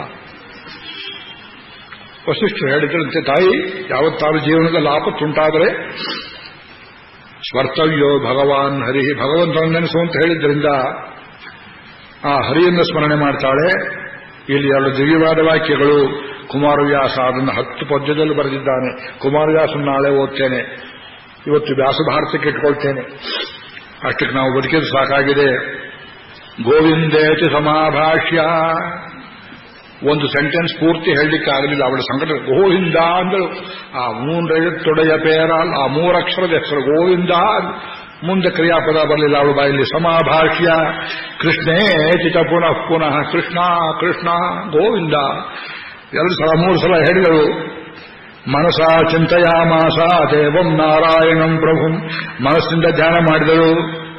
ಆಪತ್ಸು ಅಭಯದಂ ಕೃಷ್ಣಂ, ಆಪತ್ತಲ್ಲಿ ಕಾಪಾಡುವನು ಅವನೊಬ್ಬನೇ. ಖಂಡಿತವಾಗಿ ನಾನು ಸೊನ್ನೇನ್ ನಮರು ಮುರೈಮಿನ್, ಅರ್ಥ ಮಾಡಿಕೊಳ್ಳಿ, ಅವನೊಬ್ಬನೇ ರಕ್ಷಕ, ಶ್ರೀಮನ್ನಾರಾಯಣ ಕಾಪಾಡುವನು. ಜೊತೆಯಲ್ಲಿ ಯಾರು ಬರೋದಿಲ್ಲ, ಗಂಡ ಬರೋದಿಲ್ಲ, ಹೆಂಡತಿ ಬರೋದಿಲ್ಲ, ಐಶ್ವರ್ಯ ಬರೋದಿಲ್ಲ, ಎಲ್ಲ ಬಿಟ್ಟು ಹೋಗಿಬಿಡ್ತೇವೆ. ಪರಲೋಕಕ್ಕೆ ಹೋಗುವಾಗ ಜೊತೆಯಲ್ಲಿ ಬರೋನು ಅವನೊಬ್ಬನೇ. ಆಪತ್ಸು ಅಭಯದಂ ಕೃಷ್ಣಂ ಲೋಕಾನಾಂ ಪ್ರಪಿತಾಮಹಂ ಗೋವಿಂದ ದ್ವಾರಕಾವಾಸಿನ್. ಇದು ದ್ರೌಪದಿ ಶ್ಲೋಕ. ಕೃಷ್ಣಾವತಾರದ ಕೊನೆಯ ಗಳಿಗೆಯಲ್ಲಿ ತನ್ನ ಮನಃಪಟಲದಲ್ಲಿ ಕೊನೆಯಲ್ಲಿ ಕೃಷ್ಣ ದ್ರೌಪದಿಯನ್ನು ನೆನೀತಾನೆ. ಅದನ್ನು ಬರೆದಿದ್ದಾರೆ ಆಚಾರ್ಯರು. ನಾತಿ ಸ್ವಸ್ಥಮನಾಯೇವು, ಮನಸ್ಸು ಅತ್ಯಂತ ದುಃಖಪಟ್ಟುಕೊಂಡು ಕೃಷ್ಣಾವತಾರ ಮುಗಿಸಿದಂತೆ ಸ್ವಾಮಿ. ದ್ರೌಪದಿ ಕರೆದಳು, ಅವಳಿಗೆ ವಸ್ತ್ರವನ್ನು ಅನುಗ್ರಹ ಮಾಡಿದ್ದಾಯಿತು, ಕಾಪಾಡಿದೆ. ಸಾಕ್ಷಾತ್ತಾಗಿ ಹೋಗಲಿಲ್ಲ. ಅವಳಿಗೆ ಆ ಸ್ಥಿತಿ ಬರದೇ ಇರುವಂತೆ ನಾ ಕಾಪಾಡಲಿಲ್ಲ. ನಾನು ಅವತಾರ ಮಾಡಿ ಪ್ರಯೋಜನವೇನು ಅಂತ ಅಳುತ್ತಾ ಸ್ವಾಮಿ ಅವತಾರವನ್ನು ಮುಗಿಸಿದನಂತೆ. ಗೋವಿಂದ ಅಂತ ಕರೆದಳು. ಅಮ್ಮ ಹೃದಯದಲ್ಲೇ ಇದ್ದೇನೆ ಅಂತ ಹುಡುಕುವಷ್ಟರಲ್ಲಿ ದ್ವಾರಕಾವಾಸಿನ್ನೇ, ದ್ವಾರಕಾಪರೀಶ ಅಂದ್ಲು. ಅಲ್ಲೆಲ್ಲ ಹೋಗಿ ಹುಡುಕಿದಂತೆ ದ್ರೌಪದಿಯನ್ನ. ಧ್ವನಿ ಎಲ್ಲಿಂದ ಬರ್ತಾ ಇದ್ದು ನೋಡಬೇಕು ಅಂತ. ದ್ವಾರಕೆಯಲ್ಲಿ ಸಿಕ್ಕಲಿಲ್ಲ. ಕೃಷ್ಣ ಅಂತ ಹೇಳಿದಳು. ಎಲ್ಲಿ ನೋಡ್ತಾ ಇದ್ದಾನೆ ಧ್ವನಿಯನ್ನ? ಗೋಪಿ ಜನಪ್ರಿಯ, ಗೋಕುಲದಲ್ಲಿ ಕರೀತಾ ಇದ್ಲ ಏನೋ, ಅಲ್ಲಿ ಹೋಗಿ ನೋಡಿದಂತೆ. ಕೌರವೈ ಪರಿಭೂತ ಅಮ್ಮ ಕಿನ್ನ ಜಾನಾಸಿ ಕೇಶವ, ನನ್ನ ಕೌರವರು ಹಾಳು ಮಾಡ್ತಾ ಇದ್ದಾರೆ, ನಿನಗಿದು ಗೊತ್ತಾಗಲಿಲ್ಲವೇ? ಕೃಷ್ಣ ನಿನಗೆ ಗೊತ್ತಾಗಲಿಲ್ಲವೇ? ಗೋವಿಂದ ದ್ವಾರಕಾವಾಸಿನ್ನೇ ಕೃಷ್ಣ ಒಂದೊಂದೇ ಶ್ರೀನಾಮವನ್ನು ಹೇಳ್ತಾ ಇದ್ದಾಳೆ. ಅಲ್ಲಿ ಕುಮಾರವ್ಯಾಸ ಬರೀತಾನೆ, ಇಲ್ಲಿ ಒಂದು ಶ್ಲೋಕದಲ್ಲಿ ಹೇಳಿದ್ದಾರೆ. ರುಕ್ಮಿಣೀ ದೇವಿ ಜೊತೆಯಲ್ಲಿ ತಾಂಬೂಲವನ್ನು ಮೆಲ್ತಾ ಉಯ್ಯಾಲೆಯಲ್ಲಿ ಊಂಜಲ್ ಸೇವೆ, ಅಲ್ಲಿ ಕೂತಿದ್ದ ಕೃಷ್ಣ ಸ್ತಬ್ಧವಾಗಿ ಬಾಯಾಡಿಸೋದನ್ನು ನಿಲ್ಲಿಸಿದ. ಯಾಕ್ರಿ ಏನಾಯಿತು ಅಂತ ಕೇಳಿದ್ಲು. ಅಯ್ಯೋ ಹೋಯ್ತು ಹೋಯ್ತು, ಅವಳು ಮಾನ ಹೋಯ್ತು ಅಲ್ಲಿ ಅಂತ ಹೇಳಿ ಸ್ವಾಮಿ ಆ ಕಡೆ ತಿರುಗಿ ಅಕ್ಷಯ ವಸ್ತ್ರವಾಗಲಿ ಅಂತ, ಅವಳ ಮಾನ ರಕ್ಷಣೆ ಆಗಲಿ ಅಂತ ಸಂಧ್ಯಾವಂದನೆ ಮಾಡುವಾಗ ಪ್ರತಿನಿತ್ಯ ಹೇಳಬೇಕು. ದ್ರೌಪದಿ ಹೇಳಿದ ಒಂದು ಮಂತ್ರ ನಮಗೆಲ್ಲರಿಗೂ ದೀಕ್ಷೆ ಕೊಟ್ಟಿದ್ದಾರೆ. ಯಾರು ಮಾಡ್ತಾ ಇಲ್ಲ ದಯವಿಟ್ಟು ಮಾಡಿ. ಸಂಧ್ಯಾವಂದನೆ ಮಾಡದೇ ಇದ್ದವರು ಶ್ಲೋಕವನ್ನು ಹೇಳಬಹುದು. ಶಂಖಚಕ್ರ ಗದಾಪಾಣೆ ದ್ವಾರಕಾನಿಲಯಾಚ್ಯುತ ಗೋವಿಂದ ಪುಂಡರೀಕಾಕ್ಷ ರಕ್ಷಮಾಂ ಶರಣಾಗತಾಂ. ಶ್ರೀಲಿಂಗ ಅದು. ಶಂಖಚಕ್ರ ಗದಾಪಾಣಿ, ನೀನು ನಿರಾಯುಧನಲ್ಲ, ಆಯುಧ ಹಿಡಿದವನು. ಕೃಷ್ಣ ಹೇಳಬಹುದು ಪ್ಲೀಡಿಂಗ್ ಎಕ್ಸ್ಕ್ಯೂಸ್, ಏನಮ್ಮ ಮಾಡಲಿ, ಆಯುಧ ಇಲ್ಲವಲ್ಲ. ಶಂಖಚಕ್ರ ಗದಾಪಾಣಿ ದ್ವಾರಕಾ ನಿಲಯಾಚ್ಯುತ, ನನಗೆ ಇರೋ ಜಾಗ ಇಲ್ಲ ಅಂತ ಹೇಳಿದ್ರೆ ನೀ ನಿರ್ವಾಸಿತ ಅಲ್ಲ, ನಿರ್ವಾಸಿತರಿಗೂ ಜಾಗ ಮಾಡಿಕೊಟ್ಟಿದ್ದೀಯೆ. ಮುದುರೆಯವ್ರನ್ನೆಲ್ಲ ದ್ವಾರಕೆ ಕರ್ಕೊಂಡು ಹೋಗಿದ್ದೀಯೆ. ಅಚ್ಯುತ, ನಾನೇ ಶಾಶ್ವತ ಅಲ್ಲ ಅಂತ ಹೇಳೋ ಹಾಗಿಲ್ಲ ಕೃಷ್ಣ, ನೀ ಶಾಶ್ವತರಾಗಿದ್ದೀಯೆ. ಅಥವಾ ಗೋವಿಂದ, ನನ್ನ ಕಷ್ಟ ಗೊತ್ತಿಲ್ಲ ಅಂತ ಹೇಳೋಣವೇ, ಇಂದ್ರಿಯಗಳಿಗೆ ಒಡೆಯನಾಗಿದ್ದೀಯೆ. ಪುಂಡರೀಕಾಕ್ಷ, ಅನುಗ್ರಹ ಶಕ್ತಿ ನಿಗ್ರಹ ಶಕ್ತಿ ಇರತಕ್ಕವನು, ದುಷ್ಟರನ್ನು ಶಿಕ್ಷೆ ಮಾಡು, ನನ್ನನ್ನು ಕಾಪಾಡು. ರಕ್ಷಮಾಂ ಶರಣಾಗತ, ನಾನು ಪ್ರಪನ್ನಳು. ಪ್ರಪನ್ನರನ್ನ ಕೈ ಬಿಟ್ರೆ ಭಗವಾನ್ ಕೃಷ್ಣ ನಿನಗೆ ಮಾನ ಹೋಗ್ತದಾದ್ರಿಂದ ಪ್ರಪನ್ನರು ನಿನ್ನವರಲ್ಲವೇ, ನೀನು ರಕ್ಷಿಸು ಎಂಬುದಾಗಿ ಹೇಳಿ ಗೋವಿಂದ ಕೃಷ್ಣ ದ್ವಾರಕಾವಾಸಿನ್ ಅವನ ಶ್ರೀನಾಮಗಳನ್ನು ಉಚ್ಚಾರ ಮಾಡಿದಳು. ವಾಚ್ಯ ಪ್ರಭಾವಂ ಪೋಲಂದ್ರೆ ವಾಚಕ ಪ್ರಭಾವಂ. ಪಿಳಿಲೋಕಾಚಾರ್ಯರು ಹೇಳ್ತಾರೆ, ಭಗವಂತನಿಗಿಂತ ಅವನ ನಾಮವೇ ಶ್ರೇಷ್ಠ. ನೀನ್ಯಾಕೋ, ನಿನ್ನ ಹಂಗ್ಯಾಕೋ, ನಿನ್ನ ನಾಮದ ಬಲ ಹೊಂದಿದ್ದರೆ ಸಾಕು. ಗೊಂದಾವಲೇಕರ್ ಮಹಾರಾಜರು ಲೋಕದಲ್ಲಿರುವ ಭಕ್ತರು ಅವರ ಕಡೆಗೆ ಬಂದವರು ಎಲ್ಲರಿಗೆ ಭಗವಂತನ ಶ್ರೀನಾಮ ಮಂತ್ರವನ್ನು ಕೊಟ್ಟರು. ಏನು ವಿಶೇಷ ಅಂದ್ರೆ ಅವರು ಹೇಳ್ತಿದ್ರು, ಅವರದು 365 ದಿವಸಕ್ಕೆ ಬೇಕಾದ ಉಪದೇಶಗಳನ್ನು ಸಂಗ್ರಹ ಮಾಡಿ ಪುಸ್ತಕ ಮಾಡಿ ಪ್ರಕಾಶ ಮಾಡಿದ್ದಾರೆ. ನಮ್ಮ ಮಿತ್ರ ಇವತ್ತು ಬಂದಿಲ್ಲ, ಬರ್ತಾರೆ ನಾಳೆ ನಾಡಿದ್ರಲ್ಲಿ. ವಿಶ್ವನಾಥ್ ದಂಪತಿಗಳು ಗೊಂದಾವಲೇಕರ್ ಮಹಾರಾಜರ ಅವಿಚ್ಛಿನ್ನ ಭಕ್ತರು. ಭಗವಂತ ನಮಗೆ ಕಣ್ಣಿಗೆ ಕಾಣಿಸೋದಿಲ್ಲ. ಭಗವಂತನ ಶ್ರೀನಾಮ ಅದು ಕಿವಿಗೆ ಕೇಳಿಸ್ತದೆ, ಹೃದಯಕ್ಕೆ ಮುಟ್ಟುತ್ತದೆ. ಅದಕ್ಕೇನು ಶಕ್ತಿ ಇದೆ? It has the power to possess you. ಒಂದು ಮಂತ್ರವನ್ನು ಒಬ್ಬರು ಕೊಟ್ಟರೆ, ವಿಷ್ಣು ಸಹಸ್ರನಾಮದ ಒಂದು ಶ್ರೀನಾಮ, ಭಗವಂತನ ಹೆಸರು ನಿಮ್ಮನ್ನು ಹಿಡುಕೊಳ್ಳುವ ಶಕ್ತಿ. ಶಲ್ವನಾರಣನೆಂದ ಸೊಲ್ಕೆಟ್ಟಲು ಮಲ್ಹುಂ ಕಣ್ಬನಿ.